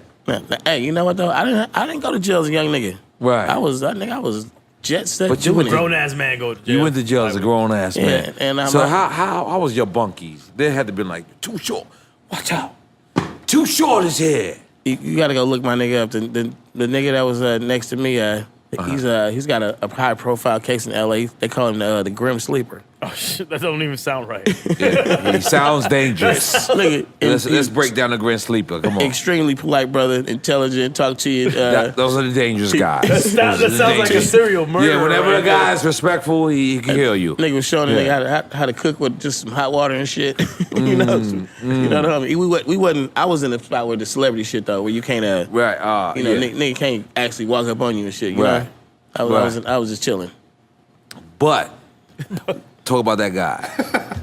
Go look him up. He's on. I just gave you what you And need to Google. and he helped. He was in He you was on me. He was on me. because he was high profile. Yeah. That's where the high profile prisons. That's where I was at. I was in the same spot Suge Knight was at, but previously, for me to get in there, they had. Because there was a rumor Suge Knight tried to sign you at one point. Suge Knight tried to sign everybody at one point. Yeah, I would assume for sure. Right. Tell me about that, Short, before you leave up out of here. Hammer from the Bay too. Yeah. Yeah, they put me in the jail where Chris Brown was at and shit. That was in that jail. It was just chill jail. Chill, Right. man. You get TV right in front of your cell. They just, niggas just nobody fuck with you. But Suge Knight came to me like he came to everybody else. You know, I'm doing my own thing. I'm independent. I never had a boss. I never been signing nobody. Right. And he just said, the West Coast is. He said Death Row is home to the West Coast. I know where this is going. Let's go. I'm like, for sure, you know. And you knew where it was going too, right? So he's like, man, come on over to Death Row. I'll get you off jive. Wait, hold on. I need you to say that one more time. How he said it? Come on over to Death Row. It sounded like it. Sound like the Sauce Awards. Let's make some noise for that. I'll get you off God jive. damn it, God. Hold on. He said, come on over to Death Row. So, you know, I'm not a scary nigga. Right. Because I fuck with some real niggas that we have no reason to be scared. Right. And then Right. I'm a smart nigga. But where's this at? We're in a fucking nightclub in Atlanta. Wait, Suge was in Atlanta. And you was running Atlanta at that time because you was like the first person to bust Atlanta. I was a factor in the city. I was, you know. He still said, come on over to Death Row. Yeah, and he wasn't being a bully. He was saying this shit like two niggas talking. He was like, you know. He was actually a cool dude, actually. He was being... I could see it that it was like a push kind of because the nigga actually kind of probably put a little weight, like you know, like he didn't. It wasn't no kind of threat, but he kind of like I felt a little weight. Like the nigga was like at the time he said it, like leaning. So he's kind of pushing up on me a little bit, but in a friendly kind of way. And I just said, I was like, man, I ain't trying to rap no more, man. I'm starting a label. I'm about to do my label. That's where I'm at right now. I ain't trying to rap no more. Okay. But you know, that was like 1995 or some shit. It's So 20 years hold on. later, I'm still rapping. Because I also heard Jay-Z try to sign you, too. Nah, Jay never tried to sign me. Jay just would always call me to do some work with him. Oh, yeah? Yeah. Oh, so that rumor was false. He never tried to sign me. I probably would have. You probably would. I probably would have went that route because just to be around that environment. No, they respect you like a motherfucker. Yeah, Everybody respect you. Short, just in case you don't know. Real talk. Let me just tell you, you are well respected, well connected. We love you on the East Coast to the West Coast to the middle. That route, man. We walked that route. Down south. You are a guy who laid out the platform for all of us to do it. You still as cool as hell. I can't believe how cool you are still. He was a motherfucker. Hey, I'm gonna be honest. When the interview is over, I'm just gonna ask you, how can I be as cool as you? That's all I wanna do. Like, I wanna ask you because you're the coolest guy. You like, how you do that? Like, and you still love the game. Like, I keep asking you in different ways. Like, why are you the guy that say, fuck hip hop? I told you I used to be in the studio with the OGs. My first studio experience was some old professional niggas. And these niggas had, some of them, you know, was in it. Some of them had came and went and, you know, they talked about the days when they toured the world and they was in the band or whatever. Right. And the nigga said, one of the niggas was one of the members of the Dramatics. He was one of the niggas. Shit. But he was one of the niggas that got kicked out the group. And he experienced a few hit records and you know, nigga toured and then the shit left him. And he was like, man, he was like, dude, whatever you do, he said, man, I feel like you're gonna be somebody. He was like, to you? Yeah. He was like, whatever you do, you make it, he said, don't forget to have fun. And I kind of like took that shit. That's life. I just kind of like took that shit and kind of adapted it in my own way that, okay, we going on our first tour. We ain't, you know, niggas is out there deep as shit. Right. Niggas is out there complaining, fucking, you know, I mean, we love LL, but LL used to not talk to rappers. Nigga didn't want to be friends with you. Wow. I'm talking about, I don't give a fuck where you was from. Niggas like, I don't like rappers. He wouldn't hang out. I've been on tours with LL. Yeah, he went on different. Oh my God. Big tour. Huge tour. Yeah, that nigga, he had it rigged so that he could get from his dressing room to the stage and you wouldn't even see him. He had different ways to get in there and shit, man. Wow. But I'm just saying, I was the opposite of that type of shit where I just was like, man, I'm about to go in everybody's dressing room. We're gonna smoke. We're gonna chop it up. You know what I'm saying? I'm fucking with everybody. You know. That's been a rumor about you. Is like, nigga, I used to do a show. 15,000 motherfuckers in the crowd. I would get off stage, and then I was on tour. Like the first tour I went on, N.O.R.E, the one in the movie, straight out of Compton. Time out. Let's break that down because you can't. You're saying it very nonchalant. Hold on. The one in the movie, obviously. Hold on. But he said it's so too cool. He said the one in the movie. Yo, listen. This is crazy. This set hip hop. This is the one that the cop shut down history. And that whole era. You was on that tour? I'm the group that went on right before N.W.A. Get the fuck Easy E called me and was like, let's go on tour. You seen it. That's amazing. Right. We gotta make some noise. Let's make some noise. God damn it. That's history right there. Go ahead. You make me forget my story now, man. Nah, you went on tour with N.W.A. Was that your first tour? But he was talking about how you interact with the crowd. Yeah, I'm telling you, I used to go on stage, do my show, 15, 20,000 motherfuckers. And right after I get off stage, I grab one of the homies, because if you bring too many, or if you bring security or something, you're going to cause a fuss. Right after the show, in between my show and NWA, I will walk through the whole fucking crowd, lights on, and walk through. And people, back then, niggas didn't have no camera phone. Niggas didn't have a pen. Niggas just would be like, man, just, hey, what's up? And I just want a pound. They just want to give you a pound. People would say, "Well, your security." I'm like, "Nigga, you my security, nigga. You finna do something to me?" Like, Reggie and them did that shit, and Keith Murray and Redman. Them niggas security nothing. They just walk around anywhere, any fucking crowd. I do the same shit. Right. I just test it out. I've never. No, but Short, you was a king, man, of a whole coast. It's different, and you still to this day walk around the same way.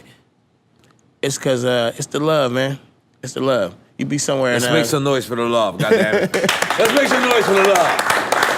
Hey, you be somewhere and somebody said, "Hey, man, you did something. You made a song with my little brother, and something. Just you made a song with my little brother. Some random ass rapper somewhere. Niggas like, nigga, all these niggas over here, these my niggas. You good in here." Right. Because I made a song with his little brother. Right. So we good that night. Nah, you always been good, man. It's the Short, love. I don't know what kind of deal you made with God, but listen, I don't care where neighborhood is at. It's the pay it forward philosophy, man. You got to pay it. You believe in that? But you learn a lot of shit in life. Karma, I'm just talking about the knowledge. I ain't motherfucker. talking about material things. I'm just talking about the knowledge. You got to give it to everybody who deserves it, man. Pass the shit on. You learned a lot of shit. I feel like niggas could have gave me a lot of, shortcuts. Could have helped me when I was a young nigga. Right. Nigga had but they didn't help you, so now you want to help other people. Yeah, but certain people did help. You got to. Okay. You gonna have this live and learn shit. Everybody got to go through their journey. But help niggas, man. Just pass the game on a little bit. I think we got to make noise for help niggas. Goddamn it. Help niggas, man. Help motherfucking niggas, man. Yeah. Listen, and you know what, Short? You're such a great guy. Yo, when you was on Jive, I believe you called me. I did a record with you for your album, correct? I forget. What was the name of the album? I forget. You can't fuck with us with Oh, that's what it is. You can't fuck with us. That's what it was. Wait, time out. Is Has on point? Yeah, Has is Googling it like a I'm motherfucker. doing my job. What's the name? You can't fuck with us. Who else was on there with us? Petey Pablo. Petey Pablo. Petey Pablo. Shout out to Petey Pablo. He just came home Shout out too. to Carolina. So you just like fucking with street niggas? Cause I mean, how did you know to fuck with me? Cause I was a foul nigga at that time. You still are. I might have been. You still are. I might have been platinum, but I was a foul nigga on the street. The point of the song was niggas who are reputable in their own area. Right. And it was like that was a dope record. Because I was so honored, but I was like, do he know I might shoot somebody when I leave the studio? You can't make a statement. You can't fuck with us if there's no us. You had high five. So you knew. Yeah, come on, man. You knew what you do. And then Petey Pablo did a jail time. Like I know in North Carolina where he's from, the city rides with him. And look at that, nigga. The city. I have done concerts. Like you go to a city probably like an hour and a half, 2 hour drive from where you from. I have done concerts and took damn near all of Oakland with me. We show up 1,000 deep, and they like no nigga, we all coming in. This motherfucker. That's motherfucking right. Nigga, we do that. We still do that to this day. Yeah, we do to that. this day. To this day, I'm a foul nigga like that. They used to ask me how many I got. I'd be like 4. And then when I show up, I'd be like 400. I'd be like, I said 4. 400 is light, actually. I said 4. Yeah, 400 is light. Yeah, but Too Short, man. I can't thank you enough for just coming out, sitting down, being a great sport about it. All this is about is just hip-hop fans getting to understand and hear these stories. But before you go, I want to say, how did you and E40 ever hook up? Because he's another... Yeah. Bay Area Legend. E40 and because that's still your younger homie. Yeah, I'm a little old. I got him about a couple years, two or three. Okay. E40 and his brother D-Shot was in the game. They were street niggas. Okay. And they dabbled. They moved some weight around. So that's what dabble mean. Yeah, they was dabbling. We learned something today. Let's make noise. We're learning something today. Dabbling, goddammit. They probably did a little more than dabbling. Dabbling was just playing around. That was just a little bit. I was just trying to be a PC. All right, that's okay. That's okay. So they actually used to do business with my niggas who I roll with to this day. My niggas. Right. They was youngsters getting money together. Right. So there's a thing in the Bay where you kind of we over here in Oakland. 30 miles over in Vallejo, these Vallejo niggas and these Oakland niggas is like, all right, we gonna get down together.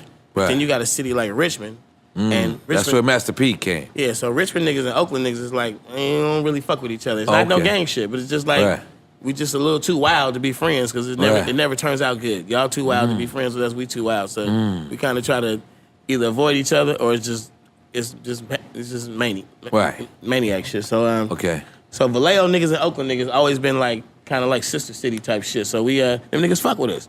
And E40 was my homie forever and ever and ever and ever. But we never made songs together. We was just homies. We was the same. We'd see each other, the cliques. Everybody know each other. I know all his little brothers. I know his sister. I know the whole shit before we ever made a song. Wow. And we did a concert, one of those radio stations, Summer Jams. Summer Jam. Summer Jam. And the niggas, they had, you ever heard the Loonies? Yeah, of course I did. Okay, so the Loonies had a record. I'm offended that you sure Yeah, of course. Of course I heard of the Loonies. Okay, so the Loonies, my homies, my young homies, got 5 on it. They come from the cloth, man. They come from what I'm from, the Trinkle Down, the game. The niggas who put out their records was my homies. I love they his like slang. family. He said the trinkle down. That was crazy. I don't know what that means, but I'm gonna take it. Can I take his slang? I'm gonna make it. I'm gonna make it. Yeah. I'm gonna make something. They come from that. Yeah. So So the Loonies had this song out called Player Hater, and they was mad at me about this whole story I can't tell you. They was mad at me on some inside shit. Right. And they said some shit about me in the song. They said, that's why the town got rid of Short. And they said it a year after I moved to Atlanta. So they insinuated and started this little buzz that maybe the Loonies was like, nigga, you gotta move out of town. Nigga, you can't be in Oakland no more. There's some shit. So I'm in Atlanta having the time of my life, still mad as fuck at this bullshit. Wow. So the radio station is holding what would be the Hot 97 Summer Jam. It's 106 in Atlanta, in Oakland, in the Bay. It's KBL 106 Summer Jam, and I'm the nigga who the radio station came to when they first started doing Summer Jam and said, hey, we need to like get some urban support. Can you be on the show? And I'm like, cool, I'm with you. So I'm like feeling like they're supposed to be my friends. I helped these niggas. They was a rock station. Wow. And turned into an urban station, and they asked niggas like me, can you come help us win over the community? So I'm like, that shit means something. And they played this record and put it in rotation where it said, that's why the town got rid of Short. One line. Damn. And that was the Loonies. Yeah, and I'm like a nigga like this. I'm like, nigga, it's zero disrespect. It's not gonna fucking happen. It's just not, we don't walk away from this shit. I'm not gonna rap about you. So nigga, something's gonna happen. So I called the radio station. I was like, yeah, I'm coming to the concert. They didn't want me on the show, of course. They told me, I moved to Atlanta. We kind of like supporting the local artists and shit. You moved away. So I'm like, well, I just want to come see the show. They gave me 4 sticker passes. That's the shit you put in your chest. Yeah, nigga, we rode up there to about 60 niggas. 4 niggas in, 1 nigga out. 4 more niggas in, 1 nigga out. He came out with 3 passes. With the extra 3, nigga. We still do that. But, yeah. Damn. Make some noise for Too Short invented it. Invented the slime pass. That's called the slime code. So before they realized what had happened, we 60 East Oakland niggas in the concert, no authorization. We just in there, nigga, and we being real cool. Right. We ain't got no problem, but it's 60 niggas, 60 grimy niggas, and I'm requesting shit. I'm like, nigga, I need for y'all to walk me out on the stage and tell the crowd, me and the Loonies gonna tell the crowd it ain't nothing but love. And it just had to happen. And they was like, oh, we gonna do this and this and this and that, and they wouldn't do it. And I'm like, the Loonies. The Loonies was with it. They were the little homies. They shout out to Yuck Mouth. They walked up to us and they was like, man, what we gotta do, whatever. The concert people wouldn't let it happen. I'm like, you saying the car? Okay. We gotta kill this motherfucking shit. Ain't nobody telling about the Loonies is my enemies and we running away. We gonna just walk out and just say it's just love. That's all I wanted to tell the people. Right. And they was like, no, I wouldn't do it. So we sat down. Well, let's holler at the manager. The manager nigga, my nigga CNH is my nigga. It's my homie. Right. And we went in this back room. We supposed to be hollering at one of the concert promoters. We back there, and then the shit get out of hand. Niggas lumped up the Loonies manager a little bit. Oh, shit. And we didn't know this is where it was going. But so the nigga got lumped up and curled all up and shit and all this shit. And it wasn't even real ass for it, but it was just like a blue, blue, blue. Like, nigga, a blue, blue, blue. Yeah, shut up the bullshit. We heard about those. Mr. Bullshit. So we walk out. Now we got the mob. The mob is not satisfied. They like kind of hungry. And then we walk through the crowd and we just like, we not doing nothing to nobody, but we just not happy. and we kind of moving around. And we went and like took a little section. You know, like you make niggas like just take their shit. We took a little section. We gonna watch the next act. Somebody come on and sing. And then everybody that was just the powers that be just didn't like what they saw. They just didn't like it. It was just nervousness. And they canceled the show. They canceled like the last 2 acts. They canceled, it must have been like the Isley Brothers and E40. E40 was headlining 25, 30,000 And you people. had never met E40 No, at we that was time? homies. Oh, okay. We was homies. Nigga, I got your number. That's my nigga. And they canceled the show.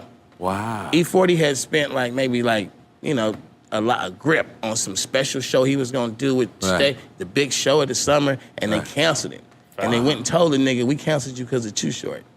Now mind you, we wasn't fighting, we wasn't mobbing, we wasn't fucking with the people. We just kind of like did the little thing in the back area and left, watching the show. But they were nervous that they couldn't control the shit. So but you had not met E40 prior to rap. I knew E40 before we was rapping. I knew him while we was the early days. We was just like, what's up, nigga? Like it wasn't. Yeah. Back in the day, niggas didn't rap together. Right. You didn't Exactly. care about, make a record with you. That wasn't even an idea. Right. You make your album, I make my album. Exactly. So we just was, what's up? We hang out, whatever. Right. We was tied a little bit with D-Shot. D-Shot's his little brother. That's my nigga. Right. 40 is my nigga. But that's not Be Legit. Nope. D-Shot's 40. The clique. They was in the clique. Okay. So Monday morning comes, the radio station, the show was probably like Saturday or Sunday. Monday morning comes, the radio station does a fake caller pretending to be Too Short. No way. And the nigga calls up, it's like, niggas didn't want to let me on stage, nigga. I don't give a fuck if it was E40, E1000, nigga. If Short don't get on stage, nobody. The niggas calling, talking shit on the morning show. Wow. Phones and start this not ringing. Sway. This Sway was probably gone by then. Okay, cool. And they doing this joke.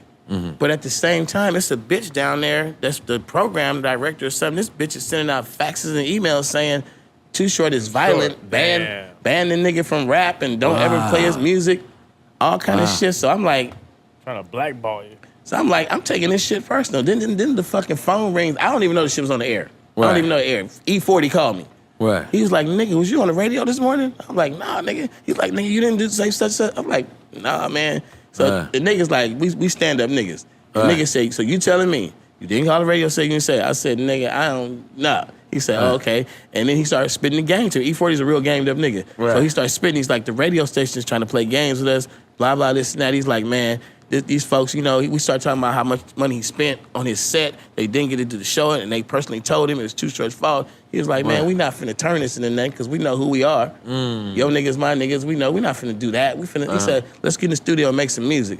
We made a song called Rapper's Ball. And that was like a big record for us. That's the first record we ever made. And big record for your city. Big record for the Bay, yeah. It was huge. It went everywhere. And basically the shit of a, you know, corporate type structure, motherfuckers in an office room trying to play some real niggas against each other kind of made us tighter than we ever been. And we were cool as fuck. But after that, we made record after record after record. We started talking on the phone every other day. We kind of like walking each other through each other's albums and shit. Niggas don't know. We was on Jive and we never really dropped in the same quarter. Right. So we would be like, both. We'd be critiquing each other's albums while we making them. I'm like, yeah, you finna hit them hard, nigga. Hell yeah, like, you know. And then I'm listening to him going, oh shit, I gotta get there and go hard because this nigga about to knock me off, you know. So we kind of, being friends and competitors, we kind of held each other down on keeping that shit hardcore. Wow. Wow. For real. So before we get up out of here, was you in the session with Big when you made the record? When the Remy's in my system, ain't no telling that. I was in the room. I was in the room. He was in the room. Yeah, that's when his legs was hurting shit. He be sitting down rapping and shit. Shit. Hell yeah. And then how about with Jay? Did y'all send a session? I did that session with Jay. It was all good just a week ago. I did that shit. I did the other song. Remember I was on Real Niggas Do Real Things. I don't know the words. I was on that song. He really wanted Scarface on that song.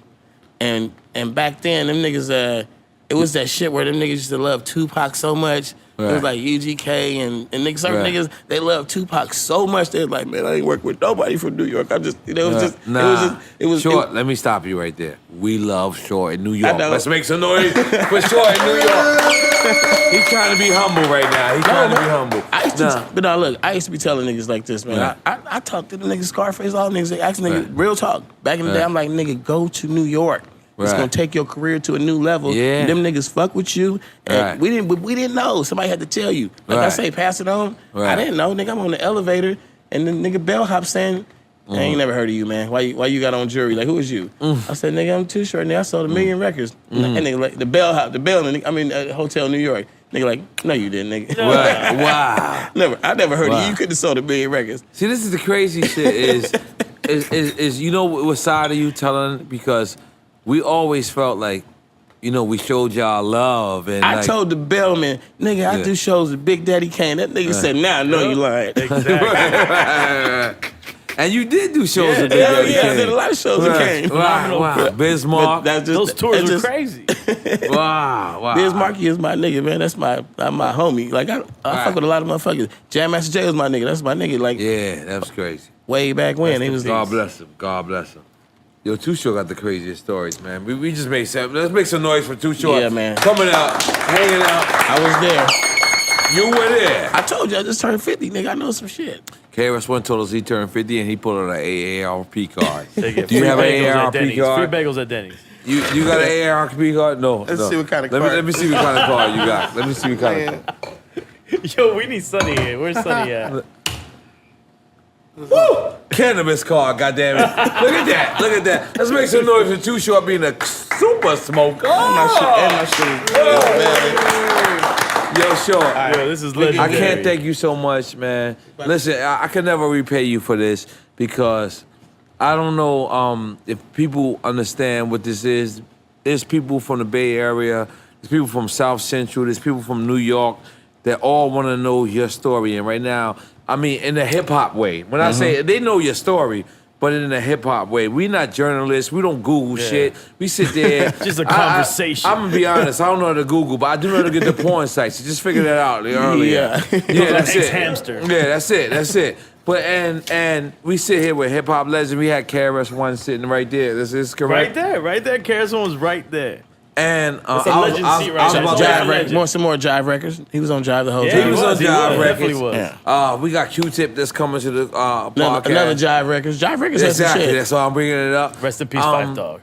Right, rest in peace to Five Dog. Exactly. And I can't thank you enough, my brother. Yeah, I really appreciate this. I was so excited. My brother DJ EFN told me, he said, yo, man, you know what I'm saying, Too Short is coming. And I don't know if you felt it when he was on the phone, but I kept going like this. I heard that. I heard it. I didn't know what it where was. did that come from, Short? Like, cause every time I hear your name, I keep popping my collar. Is that cool? Yeah, that's a pimp gesture. That's a pimp gesture. Yeah, so you like every time if I'm not if I'm in like Tucson, Arizona, and they say you want the Too Short ribs or the Too Short. The older pimps used to wear the suits. Lobster, and I go like this. Yeah, you good. All right, I'm good. All right, cool. I want to make sure. The older pimps used to wear suits and shit, man. They really used to pop their collars. So they had collars. You don't have a collar. Wait. I didn't know where the popping collar came from. So you had these certain characters that the whole time they talking to you, it's like the nigga is so clean. He's just like, and you know, man, when I was doing this, I just do like this, and they just pop it, and it's just like, what kind of style you got? Like, nigga, I'll order this picture, and they talk like that the whole time they talking to you. Right. When they getting tailored or after they tailored? While the nigga just walk up talking to you. Niggas talking and popping. Okay. Like, my nigga, you know what I'm saying? Like, am I doing it correct? You see me? Short, get me right. Am I doing it correct when I'm doing it? Well, you wasn't popping your collar right there. You got the one hand popped together. All right. The two hand. Let me look at you. Let me see you do it. You really got to be wearing a collar shirt, though. You got to pop your collar. You need a collar, man. You need a collar. Fuck a collar, man. Show me, Short. Show me, Short. And I'm going to tell you something else. Okay. I told you. Okay. I come from a different cloth than the niggas with I come from the finesse niggas who you don't necessarily have to do a lot of exterior. Right. You sitting there quietly, you told the bitch what to do, and you just sitting there quiet. You don't have to brag on it. You ain't got another blank? Come on. You feel me? Okay. Yeah, so I admire those kind of cats. I took on that style of just not. But do they pop their collar? you kind of don't. You don't do the loud rhyme. You don't rhyme. You don't rhyme. You don't fucking dress too loud. You just kind of like you run that game and you. So sure, if I could be a temporary pimp for like one day, could you coach me? I've been telling you all day. I done gave you so much of He's it. the Anthony Robbins of pimping listen, right now. listen, you know, I keep trying to tell I'm y'all. telling you now, though, man.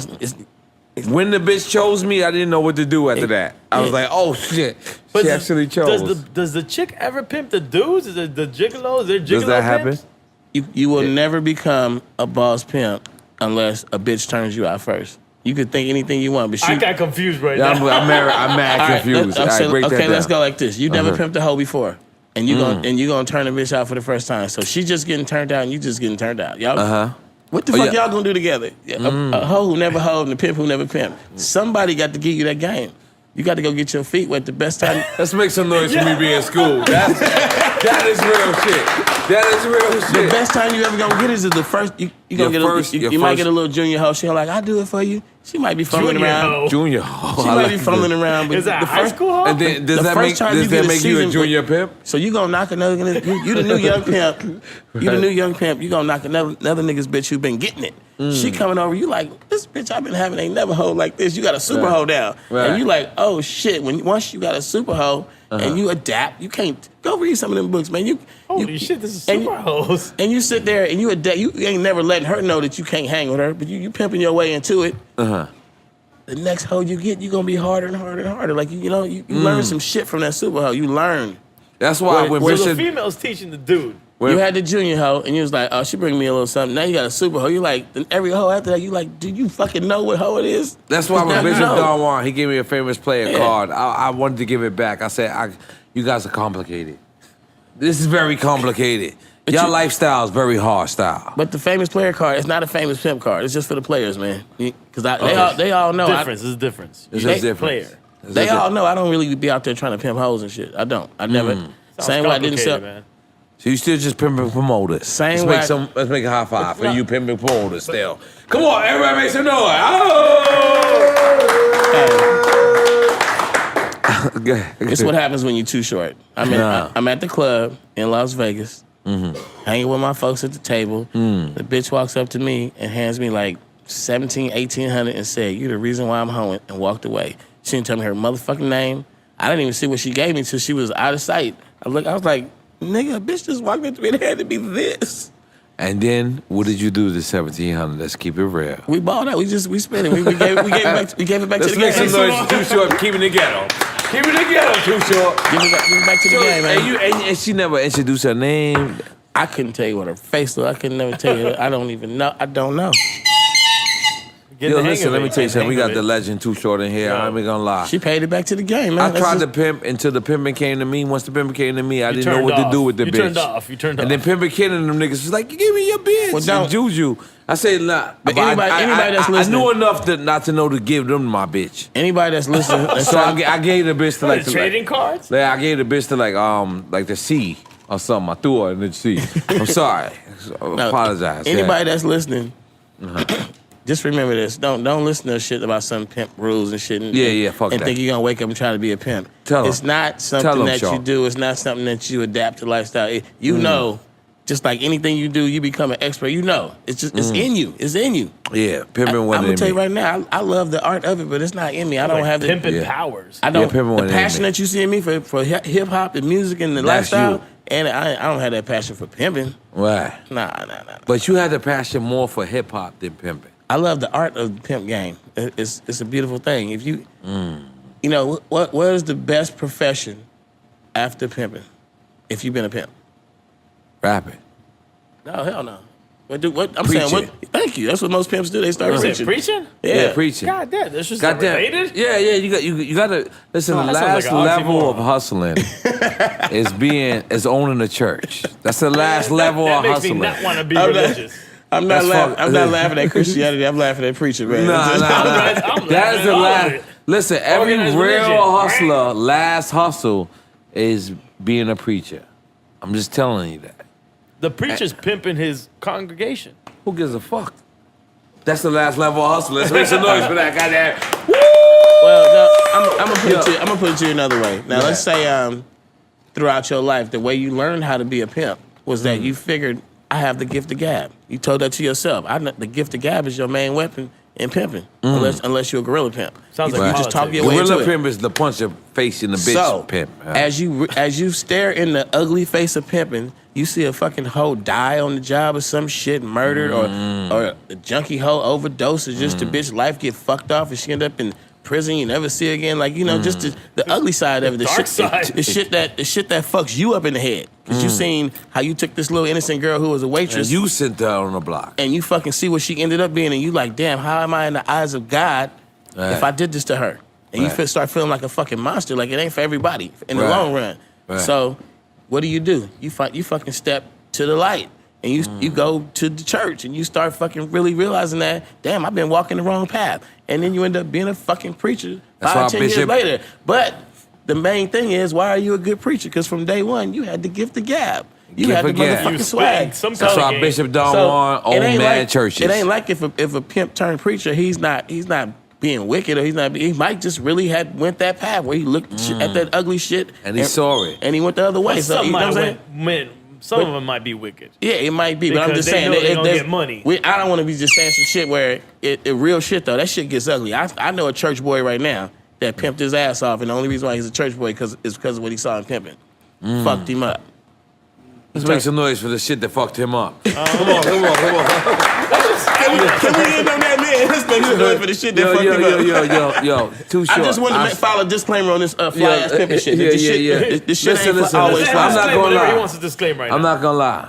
If you listen to Too Short's speech, you could pimp tomorrow. If you listen. I fucked up when the bit. Like, listen. Now, you was a horrible pimp. Let's just I was stand a up and say that horrible right pimp. now. Like, I went and I said, yo, you gotta choose or lose. And the bitch said, I chose. As soon as she chose me, I was like, oh, shit. She thought about pimping you at that point. What did I do from here? And I was fucked up. Pimp Juju, Pimp McKinn, Bishop Don Juan. They was all trying to knock my bitch. They was like vultures. But I was holding it down because I was like, they can't knock my bitch because I seen the documentaries.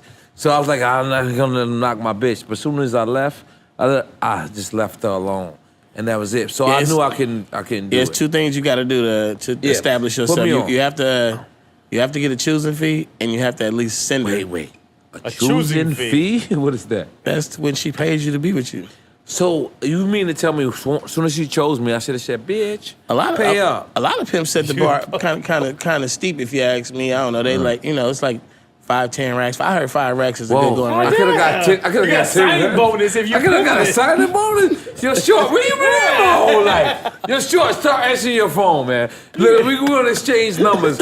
I was playing the wrong game for a long time. You mean I could have got 10 bands? Yeah, we get signing bonuses. Yo, Short, thank you so much for being a great sport. Come on out here, having us, man. Look. I'm just saying, man. It looked like I had KRS One right there. It looked like you drinking a Mai Tai. It's not a Mai Tai. It looks like it. Yo, Short, thank you so much, my brother.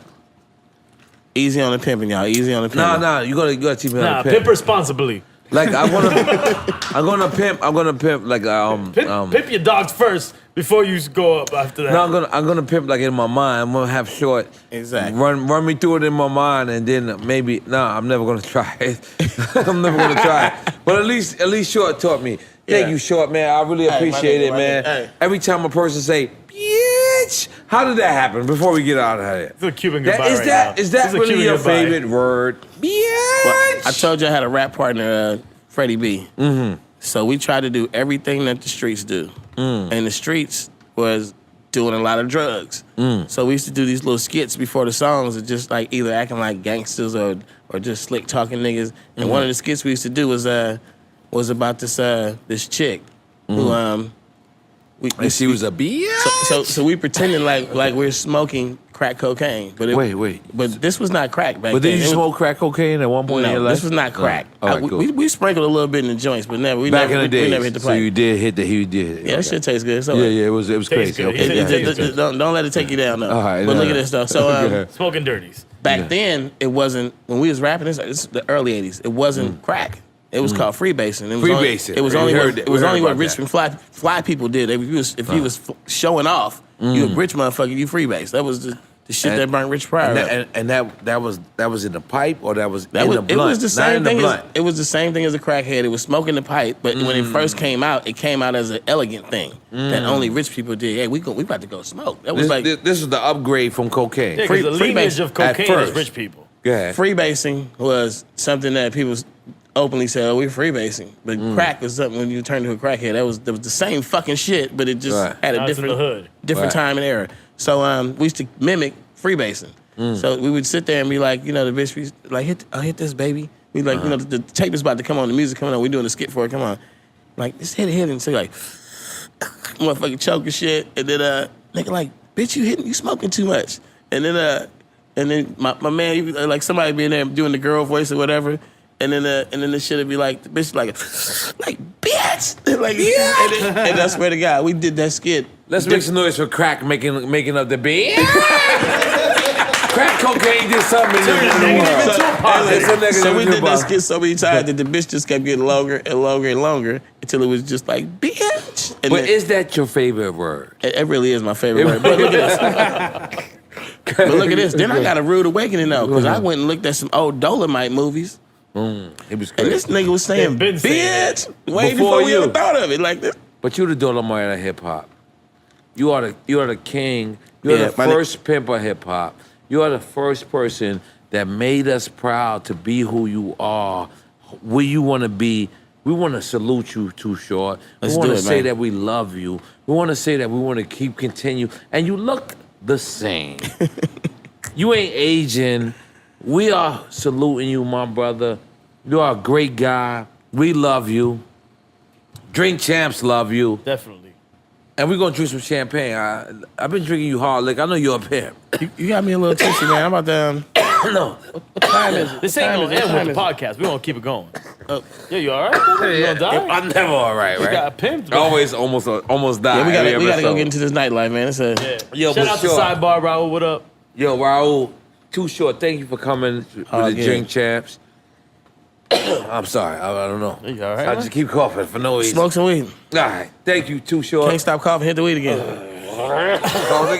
It's like your TV show yesterday. Oh, wait, what happened on my TV show yesterday? I forgot. Oh, yo, we had Scarface on our TV show. I talked to Face, he's like, I'm in Miami, nigga. I'm like, we just got off the cruise. Me, Face, Luke, we was all on this fucking cruise. Chill out. High five. We'll talk about it afterwards. Don't say it now. Yo, Too Short is in the motherfucking building. Make some noise. Straight love, baby.